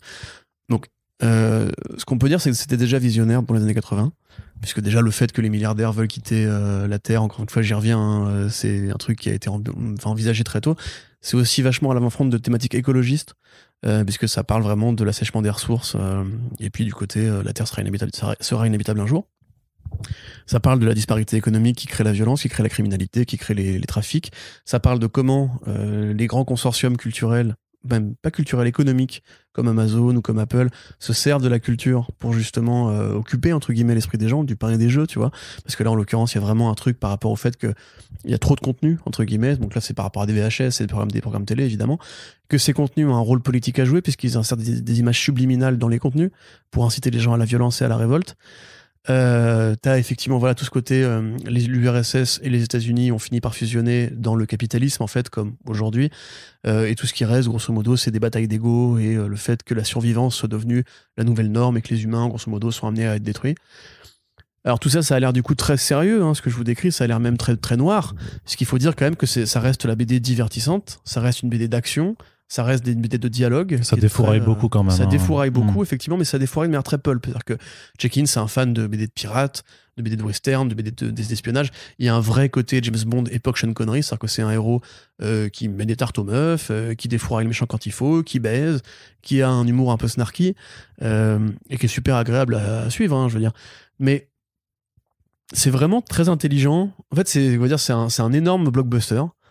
Super intelligent, mais ça reste un blockbuster, c'est-à-dire que vous le lisez et vous vous dites putain c'est bien écrit, il y a même un côté un peu Brooklyn Nine-Nine, tu vois, dans le côté on suit le quotidien d'un commissariat au début, tu vois, et c'est vraiment ils ont tous des individualités intéressantes, il y a des dialogues, tu vois, ça mitraille et tout, c'est super bien, c'est super marrant, c'est grave bien écrit, il y a vraiment des expériences que fait Check-in qui étaient super en avance sur son temps par rapport au découpage, par rapport à l'utilisation de la télé, par rapport à l'utilisation même de l'humain par rapport à la télé, c'est-à-dire qu'on parle souvent de cette Frank Miller qui aurait inventé la narration par la télé, et c'est pas le cas, enfin genre Check-in allait déjà beaucoup plus loin que Miller longtemps avant DKR. Excusez-moi. Donc voilà, enfin c'est assez brillant, il y a très peu de couleurs, enfin il y a beaucoup de couleurs, mais il y a une palette de couleurs qui est assez restreinte, au rose, au bleu, au blanc et un peu au rouge. T'as des effets de lettrage qui sont extraordinaires, enfin quasiment tout est lettré. Les bruits des mitrailleuses qui justement sont utilisés pour faire des impacts, le bruit des coups qui pareil en fait c'est une séquence de lettres pour quand il met un coup, le bruit des bagnoles où pareil t'as des séquences de lettres qui sont là pour faire l'espèce de ligne de fuite là, de la trajectoire de la bagnole, un peu comme dans Akira, où il y a une traînée rouge derrière la moto. Donc c'est, enfin, à tous les niveaux graphiquement et au niveau de l'écriture, c'est vraiment c'est un chef-d'œuvre en vérité, il n'y a pas grand chose de plus à dire. Dès que c'est sorti, ça a gagné des prix. Ça a gagné des prix en Angleterre d'ailleurs, un lieu où la BD contestataire et politique était déjà assez ambitieuse, et à l'époque c'était une révolution quand les Pat Mills et compagnie ils ont vu venir War Check-in, ils ont dit mais c'est incroyable, le mec il écrit mieux que nous alors que nous on a inventé Judge Dredd, etc. C'est très long aussi, c'est très dense. Ce qu'il faut préciser quand même, c'est pas pour mettre des bâtons dans les roues d'Urban, c'est qu'à un moment donné Check-in se barre de American Flag au niveau numéro 20 je crois, et il est remplacé par d'autres scénaristes et d'autres dessinateurs aussi, et après il revient pour finir, etc. Donc c'est une saga qui est assez longue mais qui a, je dirais pas un ventre mou parce qu'il y a des mecs qui ont amené de vraies idées intéressantes. Je crois qu'il y avait Gerber, peut-être une connerie, mais je vais pas m'avancer là-dessus. Dans le premier volume, vous avez que du check-in. Hein, donc, alors il y a quand même un peu il y a quelques dessinateurs additionnels quand même qui sont listés. En l'occurrence, il s'agit. Je vais te. Retrouve-moi ça pendant que je meuble le micro. Voilà, pardon, de James Sherman, Rick Burchett et Pat Broderick. Ok, d'accord. Bon, bref. Et voilà, donc sinon, c'est effectivement. En soi, on va dire, c'est un peu l'anticipation de ce que fera Bilal un peu avec la tétralogie du monstre, dans ce côté, l'héritage russo-soviétique par rapport aux États-Unis, puisqu'on a un héros qui est d'origine russe, et ça convoque des choses pour Check-in, qui justement lui-même est un juif originaire de l'Europe de l'Est, comme beaucoup d'artistes de comics, et qui met vraiment un sous-texte par rapport justement à c'est quoi la science-fiction sibérienne, c'est quoi la science-fiction post-soviétique, et comment on imagine que la guerre froide va se terminer avec les néolibéraux, les néoconservateurs, etc., etc. Il y a vraiment beaucoup, beaucoup d'idées insérées dans un truc qui, voilà, fait encore une fois très série télé, fait très comique, fait très action, qui est une leçon de dessin en vérité. Enfin, pour l'époque, ça a changé beaucoup de choses, American Flag. Et quand on parlait l'autre jour de Squadron Supreme qui aurait ramené la politique dans les comics mainstream avant Watchmen et tout, en vérité, American Flag était déjà arrivé bien avant. C'est pas du super-héros évidemment, mais bon, c'est du comics de patrouilleurs, c'est du comics de flingueurs, c'est du comics d'espions, c'est du comics grosso modo mainstream. Tu vois, c'est un comics d'action au départ. T'as des vaisseaux spatiaux, t'as de la science-fiction, voilà, t'as plein de trucs super cool. Au niveau des défauts, si on devait en lister quelques-uns. Bon, déjà, évidemment, c'est pas pour tout le monde au niveau du trait. Il y a des gens qui ont découvert le comics avec Jim Lee, tout ce qu'il y a avant. Pour eux, c'est comme les films en noir et blanc pour plein de gens qui supportent pas le film en noir et blanc. Moi, je cours pas trop, mais voilà. Mais surtout, le vrai gros défaut pour moi, c'est plutôt le rapport au cul. Parce que autant Check-In écrit des personnages féminins assez intéressants, parce qu'elles ont aussi la grande gueule, elles envoient bien les mecs à leur place et tout. Par contre, bon, c'est un peu toutes des nymphos, ça, évidemment, elles veulent toutes coucher avec le héros. Là, intervient le côté James Bond et Sean Connery. Et bon, pareil, le héros qui hésite pas à mettre des mandales aux nanas. Et Check-In, qui est, on va dire, un mec qui aime bien les filles, qui aime bien la morphologie féminine, et qui aime bien la lingerie, ce qui fait qu'on a beaucoup de scènes de cul dans la BD. Enfin, de scènes de cul, il faut le dire vite, c'est des meufs qui se dessabrent, grosso modo, elles ont toutes un porte-jartel, toutes. Les pilotes de ligne, les flics, les prostituées, tout le monde a un porte-jartel. C'est probablement les mecs aussi, j'en sais rien. Ouais, c'est chouette les porte-jartels. Je trouve que ce sera la mode dans le futur. T'es content, Arnaud, du coup Ah bah là, moi je suis ravi. Mais Vu mes et voilà, après ça, je le précise parce que nous, aujourd'hui, on se pose des questions par rapport à la représentation des corps féminins dans la bande dessinée. À l'époque, ces questions, évidemment, n'existaient pas. C'était un entre-soi masculin et Check-In, probablement, voulait juste se faire plaisir. D'ailleurs, à l'époque, personne ne le lui a reproché. Il s'est exprimé là-dessus, d'ailleurs, parce qu'on lui a dit plus tard, mais quand même, t'as mis beaucoup de nanas à poil dans tes BD. Enfin, il disait, bah ouais, mais j'ai mis des nanas à poil. Enfin, qu'est-ce qu'il y a? Tu vas me faire chier. Parce que c'est un mec qu'il faut pas lui parler de ce qu'on n'aime pas dans ses comics en général. Il est assez cassant, il a une grande gueule. Ouais, et puis il s'en bat les couilles, ouais, non, il s'en bat les couilles, quoi. Oui, enfin, c'est aussi le côté, si les gens aiment pas ce que j'ai fait, c'est qu'ils ont pas compris, tu vois. Il est vraiment un peu sec sur plein de sujets. Mais là, à l'époque, il était encore dans son âge d'or, et c'est vrai qu'American Flag, moi, quand l'annonce était tombée, je me souviens, on en avait parlé. Encore une fois, ça fait partie de ces chefs-d'œuvre oubliés des années 80. C'est pas par tout le monde. Inédit en France, du coup. Ouais, pas par tout le monde, mais enfin, c'est très peu connu par rapport à plein de trucs. Même des trucs secondaires de Moore, tu vois. Enfin, je pense que Miracle Man, c'est beaucoup plus connu que American Flag. Alors, encore une fois, c'est du super-héros, évidemment, c'est plus facile. Mais déjà, il faut arrêter de lire que du super-héros. La politique ne passe pas que par le super-héros. Surprise. Mais en l'occurrence, voilà, c'est vraiment. Je trouve que ça a très bien vieilli sur plein de sujets. Et plus vous lirez, plus vous irez dans le temps par rapport à ce que sont le Plex et compagnie, et plus quand vous verrez Jeff Bezos qui monte sa fusée pour aller piquer un bout de Mars à Elon Musk en sachant qu'il va arriver le premier, tu vois.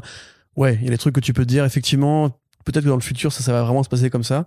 Alors du coup, ce sera plus la télévision et les VHS, mais ce sera le streaming et les cartes d'abonnement, etc. Mais c'est vraiment super bien, et si vous vous intéressez à cette période de la bande dessinée, c'est l'une des pierres angulaires qu'il est bon d'avoir lu. Ok, merci beaucoup Corentin. Et donc, c'était un bon monologue. C'était un bon monologue, et c'est un album donc disponible chez Urban Comics pour le prix de 35 €. Donc c'est un épais pavé là de plus de 450 pages. Je pense que tu l'auras lu d'ici janvier ou... Oui. On le met dans la boucle. Non, bien entendu, comme tous les autres bouquins, je les aurais lus d'ici janvier. Corentin, on continue avec un autre monstre de bande dessinée, avec la réédition chez Futuropolis de Hardboiled de Frank Miller et Geoff Darrow. Donc une édition grand format qui profite d'une nouvelle traduction, notamment qui est faite par Lauren Darrow, qui est donc, vous l'aurez deviné sûrement, la femme de Geoff Darrow, et qui profite aussi d'une nouvelle mise en couleur de Dave Stewart, parce que en fait la colorisation originelle, tu vas nous l'expliquer, en fait ne convenait pas à Geoff Darrow sur ce titre.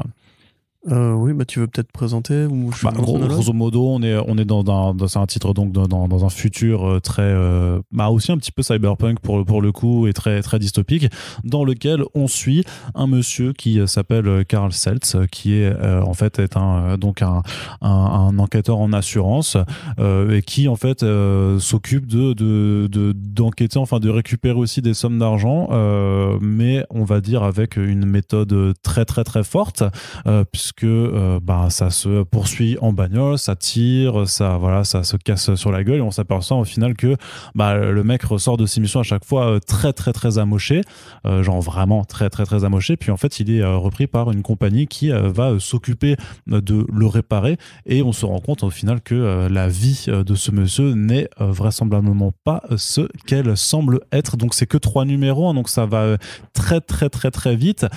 Et alors c'est peut-être un truc que tu vas me confirmer, mais on en a déjà parlé beaucoup sur le fait que Geoff Darrow en fait veut, enfin surtout un mec qui aime dessiner, le scénario est assez facile à comprendre au final, et ne sera jamais non plus très développé, même par rapport à ses personnages ou son univers. Mais par contre, quel branlé incroyable que fait Geoff Darrow du début à la fin sur le dessin. C'est enfin moi j'ai même pas de mots pour décrire le fait que littéralement ce bouquin m'a mis des patates, voilà, j'ai le visage tuméfié à vraiment tellement ce truc. Comment vendre le truc aux gens, il va vous frapper le bouquin, non mais vraiment vraiment c'est une putain de claque, c'est un truc de fou. Sur il y a beaucoup notamment de scènes de baston, de course poursuite avec des doubles pages très où en fait les personnages sont tout petits dans des décors immenses où ça fourmille de détails, où tu vois où en fait limite c'est ces pages là en fait sans texte en fait t'informes de ce qui se passe, de comment est l'univers, de comment en fait évolue cette société, quel est son état. C'est gavé de détails, et en termes de design aussi, enfin il y a des robots, des choses comme ça en fait, avec des tubes dans tous les sens, c'est ultra organisé, c'est ultra riche. Il y a même un élément d'anticipation de Matrix. Si tu regardes, vas-y, passe-moi le bouquin, je vais te montrer. Je sais pas si tu te souviens dans Matrix, justement, la ferme qu'on voit en fait où Neo se réveille, ouais. Et où tu sais, il y a justement des espèces de récolteuses, on va dire, de corps humains, et qui ont en fait des bébés dans une sorte de sphérié. Oui, je vois exactement, je l'ai. Ouais, t'as pas un peu glissant. Et là, justement, on va le retrouver juste ici. Voilà, des bébés avec des sneakers et des Milky Way, et des M&M's. Ouais. Parce que ça, pour le coup, une imagerie qui ne veut rien dire. Mais lui, il a dit, ça ne veut rien dire. Il n'y a pas de sens particulier. Ouais, c'est ça. Mais c'est juste tellement généreux, en fait. Et c'est ça. Enfin, voilà. Donc, pour contexte, donc c'est Frank Miller, effectivement, au scénario, mais il faut le dire vite, parce que le scénario, grosso modo, il aurait pu être écrit par le postier, ça aurait été pareil. Puisque, en fait. Oh.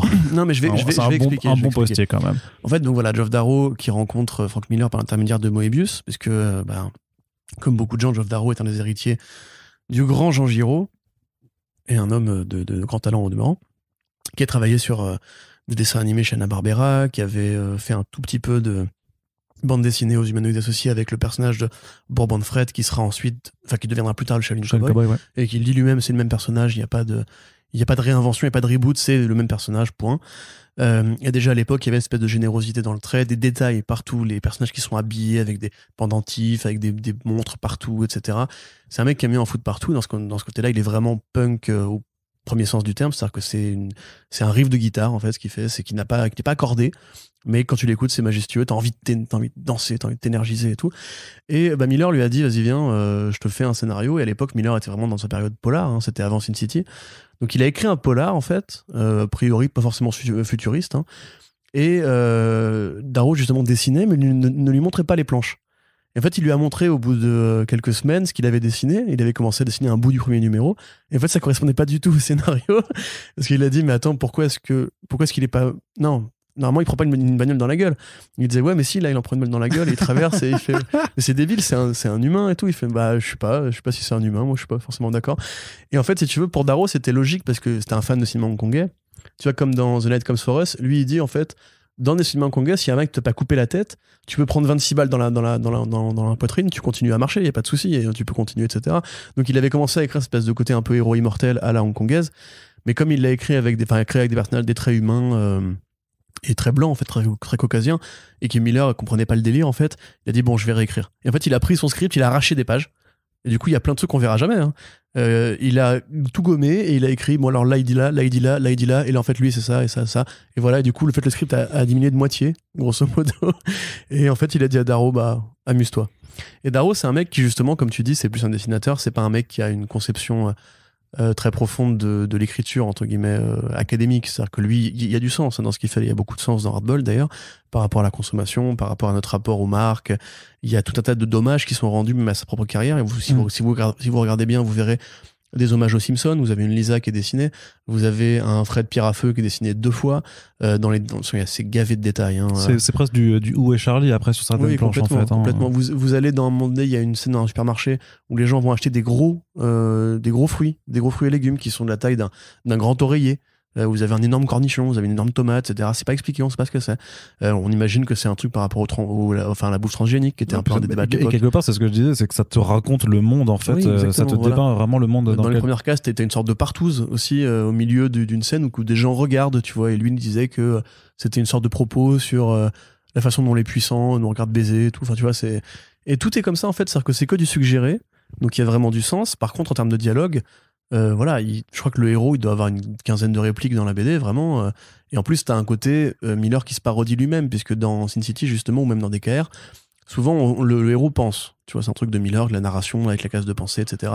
Il raconte ce qu'il fait. C'est Marv de Sin City qui raconte ses sentiments, etc. Et là, en fait, là, c'est l'inverse, parce qu'en fait, il dit ce qu'il fait, il dit ce qu'il pense. C'est-à-dire que là, ce serait une case de narration comme dans un polar, en fait, où justement, le héros dit ah putain, cette nuit-là, je suis sorti du bar à 4h du matin. Et là, grosso modo, il dit ah bah, je suis un humain normal et j'adore ma femme et je suis très heureux, je suis vraiment très heureux, les gars. Et du coup, en fait, c'est vraiment une sorte de BD qui est presque humoristique, mais c'est de l'humour noir, très noir, très sarcastique. Très cynique. Hein. Et qui justement accompagne très bien les trous dans le scénario. En fait, il manque des scènes, en fait. Il manque le combat final, il manque l'explication de pourquoi est-ce que ce robot-là serait une sorte de... Voilà, de Messie. Voilà, si vous voyez de qui je parle.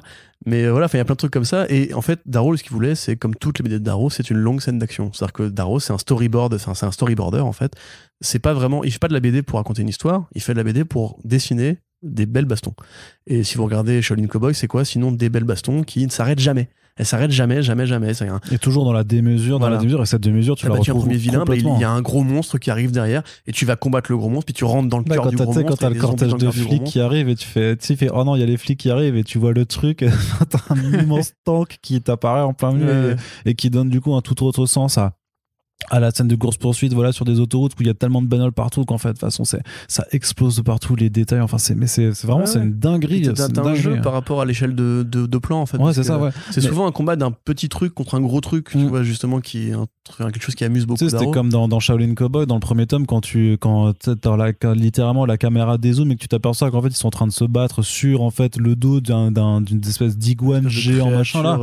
Ouais, c'est ça. Et là où tu pètes un câble, quoi. C'est là où le bouquin limite, voilà, il te met des patates comme ça, tu vois. Bah là, t'as exactement ce genre, tu sais, t'as une scène d'explosion au final, parce que là, la voiture va tomber, en fait, et va s'écraser sur un camion citerne, et du coup, ça fait une explosion qui impacte, enfin, t'as souvent en plus une sorte pareil de côté très humoristique, encore une fois très humour noir, par rapport à la fragilité des corps humains, où en fait, t'as des mecs qui se font broyer juste parce que le mec il a mis le mandal qu'il fallait pas. Quand il est sur l'autoroute, lui, enfin voilà, les clignotants, les priorités, il s'en fout, tac, il bifurque, il écrase de bagnole et tout. Enfin, c'est vraiment d'une violence, mais qui est explosive. Il y a quand même peu de BD qui sont justement aussi généreuses et aussi tarées dans leur rapport à la force, entre guillemets, leur rapport à la violence, à la brutalité. T'as aussi une sorte de truc un peu plus érotique avec un robot bleu plus séducteur, etc. Mais grosso modo, en fait, c'est Blade Runner, écrite par un punk qui en a rien à foutre de la symbolique, en fait. C'est vraiment ça. C'est-à-dire que c'est le même truc de Descartes qui va cavaler après les robots qui gênent le consortium, on va dire. Sauf que c'est plus sanglant, sauf que c'est moins poétique. T'as pas la musique de Vangelis, à la place t'aurais un bon gros Motorhead, tu vois. Et Frank Miller qui s'amuse un peu en s'apercevant, je pense, en fait, en cours de truc, que il s'est amouraché d'un taré, en fait.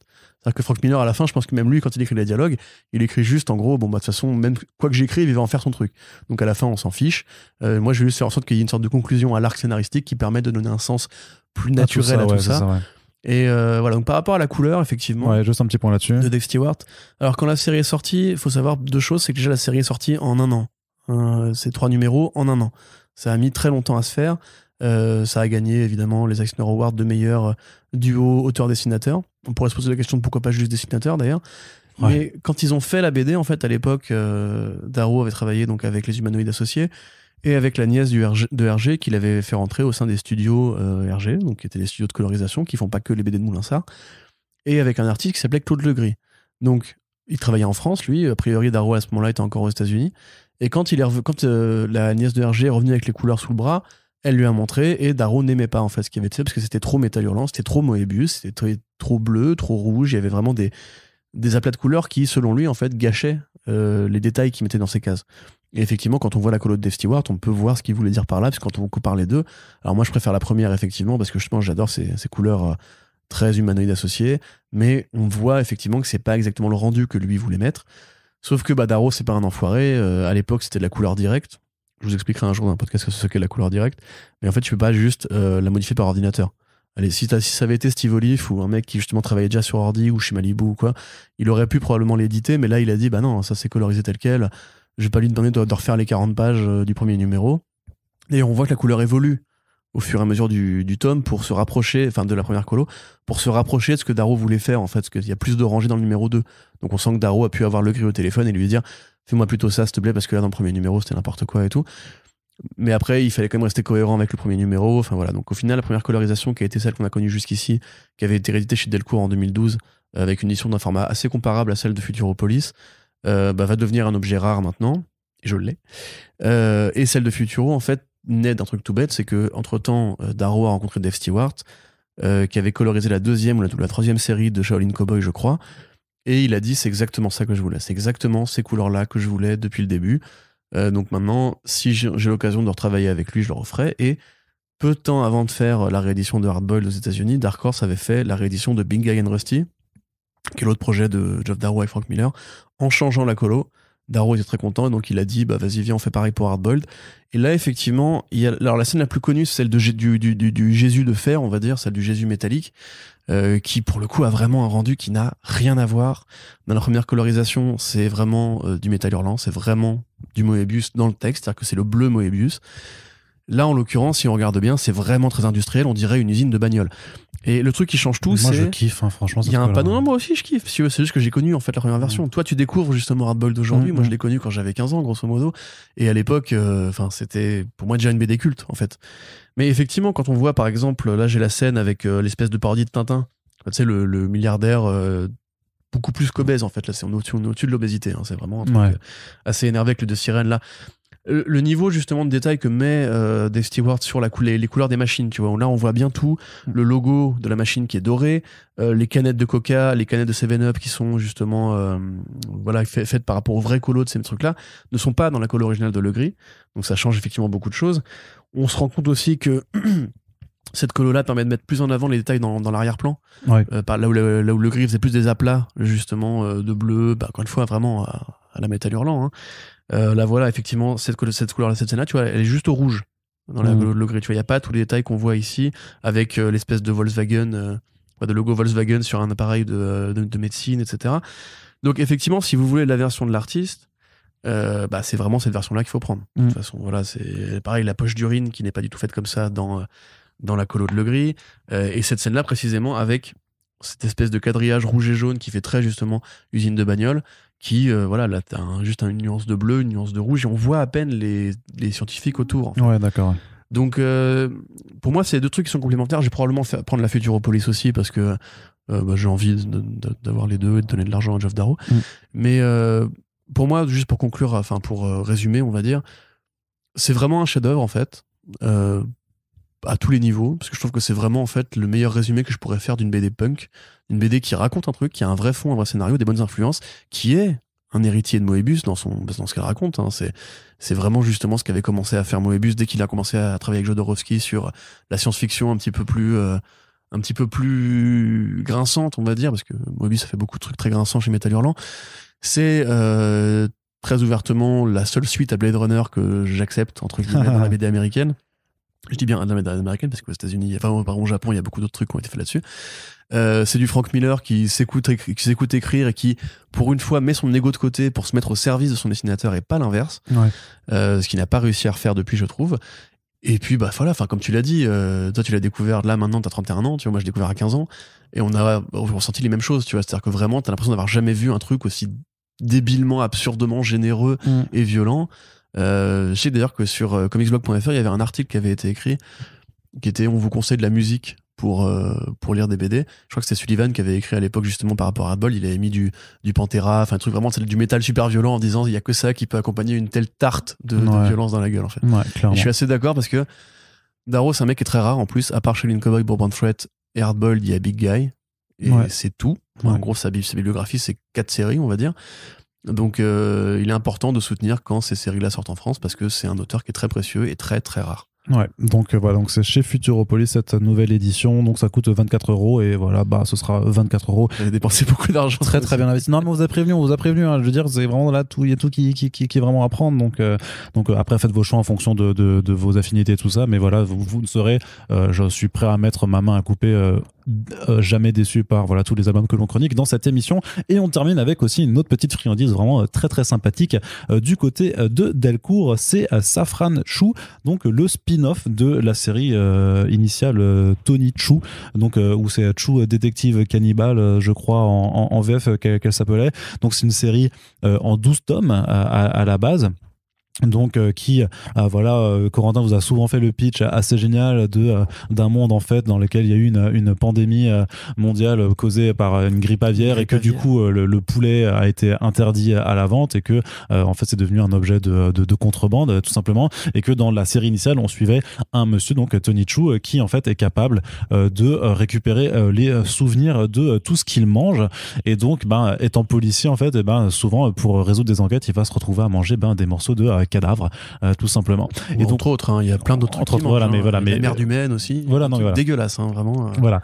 Mais du coup, voilà une série complètement déjantée de John Lyman et Rob Guillory qui s'offre maintenant un spin-off, donc Safran Chou, qui est la sœur de Tony, dont on ne connaissait pas forcément l'existence. Donc c'est expliqué pourquoi dans ce tome-là justement qui se passe avant les événements de la série principale et qui, on va dire, amène à une suite qui pourra se passer après. Donc, on n'en dit pas plus. Et donc, qui nous montre en fait qu'elle a un autre pouvoir, c'est qu'elle est capable en fait de connaître les pensées de toutes les personnes avec qui elle partage un repas. Ouais. Et donc, en fait, elle mange la même chose qu'eux. Elle mange la même chose qu'eux. Et donc, accessoirement, c'est une criminelle donc qui a tenté un casse contre un mec à qui son gars devait de l'argent. Oui, c'est ça. Et sauf que ça se passe mal. Et du coup, elle se retrouve être la cible d'un tueur en série. Donc, elle va devoir se défaire de cette situation. Et c'est en même temps un tome qui te permet aussi d'aller découvrir tout le reste de la famille Chou. Tu me diras, Corentin, qui n'était pas forcément abordé. Quasiment pas, non. Il y avait quelques références, mais même là, j'ai l'impression, alors avant d'entrer dans l'analyse du bouquin, que ça prépare même une sorte de spin-off sur le grand-père Hong Chou.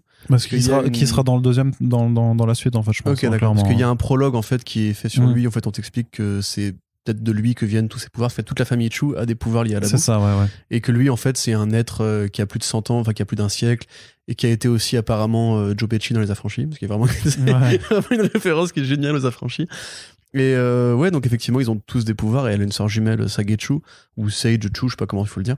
Mais je sais pas où je vais avec cette phrase. Mais très bien, moi, je vais dire ce que tu veux. Non, mais que voilà, donc c'est le spin-off d'une série qui va ressortir d'ailleurs à la fin du mois de novembre chez Delcourt, donc en intégrale, parce que Delcourt fait pas mal d'exploitation de son catalogue de fonds avec des intégrales cette année. Et même quand tu ne connais pas l'univers initial, c'est une lecture qui est très abordable, qui est très plaisante. C'est donc un univers qui de toute façon est complètement barré. Clairement, il y a des concepts et des idées complètement folles qui permettent d'avoir des scènes hallucinées. C'est très drôle aussi, il y a une forme d'humour un peu absurde et à la fois noir qui prend du tonnerre, qui marche bien. Donc c'est plus Rob Guillory qui dessine, mais c'est Dan Boltwood, mais qui a aussi un style assez cartoony qui va très bien à l'atmosphère. Et il l'a pris pour faire du Rob Guillory entre guillemets. Parce que parce que tu reconnais même dans les structures de corps et tout. Ouais.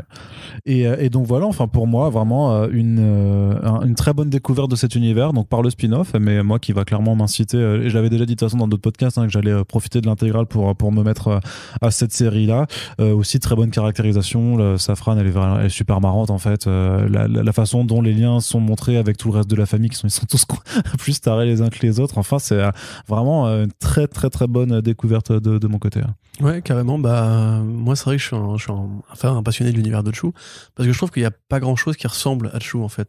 Ah ouais, non, j'imagine, ouais. C'est-à-dire que la BD elle-même, justement, elle a ce côté. Alors, ça c'est rigolo déjà, c'est que la BD c'est une série de policière en fait, et là on a le côté mafieux. Et c'est vraiment le côté mafieux qui est pris au sérieux comme une série de mafieux. Safran n'est pas une gentille, c'est une nana qui est capable de tuer, c'est une nana qui est vraiment bien dans son côté un peu truand. Dans la série de Chou en elle-même, en fait, on avait justement ce côté iZombie, on va dire, parce que c'est arrivé après, mais les gens connaissent peut-être plus iZombie maintenant. D'avoir un flic qui bouffe des trucs, etc. Ça c'est le point qui bouffe des trucs et qui après récupère leurs souvenirs. Ça c'est le point de départ. Mais après ça va beaucoup plus loin. Ça va vraiment sur un complot mondial, des espèces de monstres vraiment, mais n'importe quoi, qui apparaissent tout le temps. Toujours lié au thème de la bouffe, ou généralement lié au thème de la bouffe, avec des créatures mais impossibles. Et il développe peu à peu un esprit absurdo dégueulasses, tu vois, c'est-à-dire que en fait, plus tu avances dans la BD, plus il y a des idées dégueulasses qui sont mises en avant, à base de vomi, à base de ce que tu veux, etc. Mais c'est toujours fait comme un dessin animé, c'est-à-dire que si tu regardes bien, c'est violent, il y a des morts, il y a du cannibalisme, mais c'est dessiné comme un dessin animé, en fait, c'est de l'animation. Ouais, c'est du cartoon, quoi. Et ce que fait Boltwood, c'est pareil, enfin, les dessins bougent, quoi, quasiment, t'as vraiment, en fait, d'une case à l'autre, les personnages qui sont super expressifs, toujours une sorte de trait en mouvement, c'est-à-dire avec la bouche de Safran, par exemple, qui est toujours comme ça, tu vois, des postures, justement, qui évoquent une sorte de déplacement dans l'espace. Précisons-le quand même aussi, elle est dessinée avec très, très bien dessinée, hein. J'aime beaucoup comment elle est dessinée Safran Chu dans cette BD. Et t'as justement cet univers qui est mis à l'effort, tu vois, avec les noms de personnages qui, je pense, sont une sorte de parodie de John Woo ou de Tarantino avec Monsieur Meurtre, Monsieur Papier. C'est trop marrant, ça. Mec, il nous faut des papiers, on va appeler Monsieur Papier. Il nous faut un tueur en série qui tue des gens parce qu'il boit une boisson énergisante qui lui permet de couper des têtes avec le plat de la main, enfin, c'est le tranchant de la main, enfin, c'est vraiment n'importe quoi. Et ça nourrit justement tout ce qu'on a moins vu en fait dans la série Chu, c'est-à-dire déjà les origines, parce que ça se passe au début de la pandémie, à peu de temps avant la pandémie, donc c'est en plus entre guillemets rigolo. C'est marrant de voir un monde pré-pandémique et des gens qui s'inquiètent pas du tout, de savoir si ça va être la fin du monde, etc. Nous qui commençons peu à peu à voir un peu le bout du tunnel de la pandémie de Covid, de voir effectivement tous ces à côté. Tony qui est vraiment écrit comme le Tony original, et c'est marrant d'ailleurs de voir la rencontre avec son partenaire qui, bon, dans la BD c'est un truc qui est connu, mais bon, dans la BD c'est un cyborg. Là c'est pas encore le cas, on va dire, bon, on renoue avec à la fin, mais ils ont vraiment une sorte de côté un peu amour-haine, ils se détestent, ils s'adorent, c'est un peu les Roger Murtaugh et Martin Rix de cet univers-là. Et effectivement ça étend le truc de manière intéressante, parce que Lehman il a dit je veux pas faire de suite de Chu. Pour moi ma série elle est finie, et elle finit très bien, la fin de Chu est vraiment effectivement assez géniale, mais il voulait quand même prolonger cet univers-là, parce que déjà ça se vend bien. Donc il n'y a pas de raison de ne pas se faire plaisir. Et en plus, comme c'est un mec qui a une générosité, une imagination débordante, il avait probablement plein de trucs à dire dans cette espèce de cour de récré géante où il peut faire vraiment tout ce qui lui plaît lui. Donc il y avait déjà le crossover avec Outer Darkness, qui a été édité en France aussi, je crois d'ailleurs. Oui, tout à fait. Ouais. Voilà, qui était une très très bonne rencontre aussi. Il y a ce truc-là. Normalement, je crois qu'il avait parlé aussi de faire un truc sur la fille de Chu. Enfin, la fille de Tony, pardon, Olive Chu, qui pourrait parcourir le monde, etc. Donc voilà, c'est un univers qui continue à vivre et qui vit bien. Et en plus, le fait d'avoir Boltwood nous rappelle déjà que en fait, c'était pas juste Guy Laurie qui avait fait son truc à lui, c'est vraiment Lehman lui dit de dessiner comme ça. T'as une expressivité du dessin qui est folle, genre tu vois, quand t'es dans la bagnole avec en plus le mec il la frappe quand même, quoi. Et après tu sais, elle lui dit au revoir en lui faisant un bisou, mais t'as des cœurs autour, etc. Quand Chu il s'interroge, t'as plein de points d'interrogation, t'as plein d'idées comme ça, c'est une idée de mise en scène à la minute qui est vraiment bien foutue, l'usage des couleurs aussi. Et c'est quand que ça adapté en cartoon vraiment ce mais ça, mais justement, ça, c'est exactement ce qu'il nous faut, vraiment, ouais. En plus, Chu, ça fait bien 10 ans qu'on nous parle d'une adaptation qui aurait dû voir le jour, mais je pense que c'est trop bizarre et que ça va persuader un exécutif d'Hollywood. C'est tellement il y a un complot organisé par la FDA parce que le poulet, peut-être lié aux aliens, un truc vraiment, tu peux t'expliquer ça à un mec et il bouffe la merde des gens, ils se souviennent de leurs souvenirs et tout. Enfin, c'est compliqué quand même, tu vois. Même là, franchement, tu lis la BD, tu te dis, mais t'es désarçonné des fois. Ah ouais, c'est un vrai cannibale, le gars. Enfin, c'est trop bizarre. Et puis avec ce truc bizarre de dire, sauf quand il y a du jus de betterave, là, c'est le seul truc, c'est son point faible. Et du coup, justement, ça fait un moment qu'il essaie de maquiller une scène de crime et en disant, ah bah merde, j'ai renversé du jus de betterave sur le cadavre pour cacher le fait justement que tout est comme ça. Dans la série de Shoot, c'est absurde. Sur les 10 volumes, t'as vraiment à chaque volume une nouvelle. Tu te dis, mais non, mais arrête, t'es trop bizarre comme gars. Ouais. Tu rêves de ça la nuit ou quoi? Tu vois, quand tu vois pareil ce qu'avait fait Guy Laurie sur Farmhand, tu vois, où tu te dis, mais c'est trop chelou. Enfin, c'est des mecs qui vraiment sont des gens chelous, mais ils sont habités par leur univers et ils savent très bien en fait le faire passer pour un truc pas normal, mais justement, enfin, si ça avait été un dessin réaliste. Ah non, ça passe pas, ce serait horrible. Non, ça serait horrible. Par contre, comme c'est un dessin super cartoon et où en fait, avec cette espèce de posture très élancée, tu peux dire, et très colorée, tu peux te dire, ouais, en fait, ça me va, en fait. C'est un cartoon écrit par des grands garçons, dessiné par des grands garçons aussi. D'ailleurs, voilà, il y a un innuendo un peu érotique aussi, enfin, pas forcément érotique, mais bon, tu vois, elles sont dessinées quand même avec des formes généreuses, il y a un côté un peu sexy, etc. Donc, en fait, c'est des mecs qui, je pense, adoreraient faire de l'animation, adoreraient faire du dessin animé. Mais en BD, peut-être que c'est plus facile d'accès ou quoi, même si effectivement, voilà, moi j'attends vraiment pour le coup, parce que je pense que ça pourrait faire découvrir la BD à plein de gens, un bon dessin animé de Chu, avec tout l'univers limite, et à mon avis ça finira par arriver. Il y a forcément un mec qui, à force d'éplucher les catalogues, va se dire tiens, ça a l'air marrant, et de toute façon tu ne peux que tomber amoureux de cet univers-là. Enfin, pour moi, ça passe ou ça casse. Soit vraiment ça te révulse, tu te dis mais c'est débile, Soit vraiment tu te dis putain, c'est incroyable, c'est génial. Je trouve que c'est génial. Bon, après voilà, les goûts de chacun sont dans la nature, mais en vrai j'ai vraiment du mal à concevoir qu'on puisse pas juste trouver ça génial. Après peut-être qu'on est tous les dossiers un peu bizarres et qu'on aime les trucs chelous comme ça. Oui, je te dis, tu vois, c'est pareil, c'est comme pour Harry Potter avant. Moi je découvre du coup sur le tard cet univers, cette série, alors que tu m'en parles depuis longtemps et que je sais juste dans le concept que ça va me plaire. Donc, mais je me disais quand même, est-ce que je vais être perdu ou pas? Non, t'es pas perdu du tout. Tu découvres les choses et vraiment ouais, t'es déjà embarqué dans tellement plein de trucs absurdes et bizarres à la fois, et tu dis moi je te dis j'ai lu ce premier tome et je sais que la semaine d'après je vais me choper l'intégrale parce que ouais, c'est mortel. Il y a vraiment cette saveur, en fait, cette sensation de me dire j'ai pas lu ça ailleurs en fait, et ce malgré tous les comics indés que j'ai pu lire depuis pas mal de temps. Ouais, bah après Farmhand du coup. Tu avais aimé Farmhand. Ah, Farmhand, ouais, c'était mortel aussi. Mais c'était encore un petit peu différent, mais c'est vrai qu'il y avait aussi ce côté très... moins taré. Bah, t'es un peu horreur rurale aussi, quelque part, d'ailleurs, j'y pense. Mais qui était déjà un petit peu, qui embarquait un peu de la folie, un peu seulement de la folie de Chou avec ce côté, les mains qui poussent sur les arbres, et c'est dégueulasse, et un rapport au corps crado. Et tout. Ouais, mais le côté cartoony aide vraiment à faire passer en fait tous ces trucs absurdes et dégoûtants. Ah oui, non, c'est pas une BD d'horreur. Hein. Là, on vous dit que c'est bizarre et tout, mais vous le lisez, vous allez voir pourquoi c'est bizarre. Par contre, vous pouvez le faire lire. Bon, je peux pas dire un gosse, mais un jeune ado, franchement. Oui, un jeune ado. J'aurais adoré quand j'étais gamin à 11 ans lire ça, tu vois. Ah, ça me semble un petit peu jeune quand même pour le coup, tu vois. Mais c'est quand même très. Parce que même le rapport à la mort, il est tellement, c'est tellement débile, quoi. Genre le requin et tout. Ouais, c'est ce délire, quoi. C'est clair. Enfin bref, voilà. Donc ça s'appelle Safran Chou, premier tome qui vient de sortir chez Delcourt. Ça coûte 15,50 €. Donc là, c'est très accessible. Bon courage à votre banquisme aussi. Et bon courage à votre banquisme aussi. Ouais, c'est ça. Donc voilà, faites manger des pâtes, vraiment, tout simplement. C'est très bien. Et puis voilà, donc une autre idée de BD à lire ou à offrir, puisque voilà, c'est de la frappe. Et donc on termine ce Back Issues sur que des bonnes notes. Du coup, voilà, donc un ensemble de comics qu'on vous recommande chaudement. On vous rappelle que tous les éditeurs quasiment de BD, de comics français. En tout cas, on a c'est ça, pas tous, mais on a essayé d'en avoir un de chaque là. Et donc les Back Issues, ça revient très bientôt. On a d'autres titres à vous chroniquer puisqu'on on a accumulé un petit peu de retard, donc ça continue. On vous rappelle que dans la description de ce podcast ou sur notre site internet, vous avez des liens qui vous permettent, si vous n'avez pas de librairie à proximité ou que la commande en ligne ne vous fait pas peur, que vous pouvez commander ces BD chez nos partenaires et nos amis de Lyon à Comics Zone. Donc ça vous permettra de soutenir à la fois la boutique et aussi le podcast, puisqu'il y a une petite commission qu'on peut avoir dessus. Donc n'hésitez pas. On vous rappelle également que vous pouvez partager ces podcasts pour les faire vivre, pour faire découvrir toutes les BD qu'on a abordées. N'hésitez pas à nous faire part de vos retours sur cette sélection dans les commentaires et sur les réseaux sociaux. Et enfin, nous avons également une page Tipeee qui est ouverte sur laquelle vous pouvez nous soutenir financièrement si vous appréciez le travail que l'on vous fournit.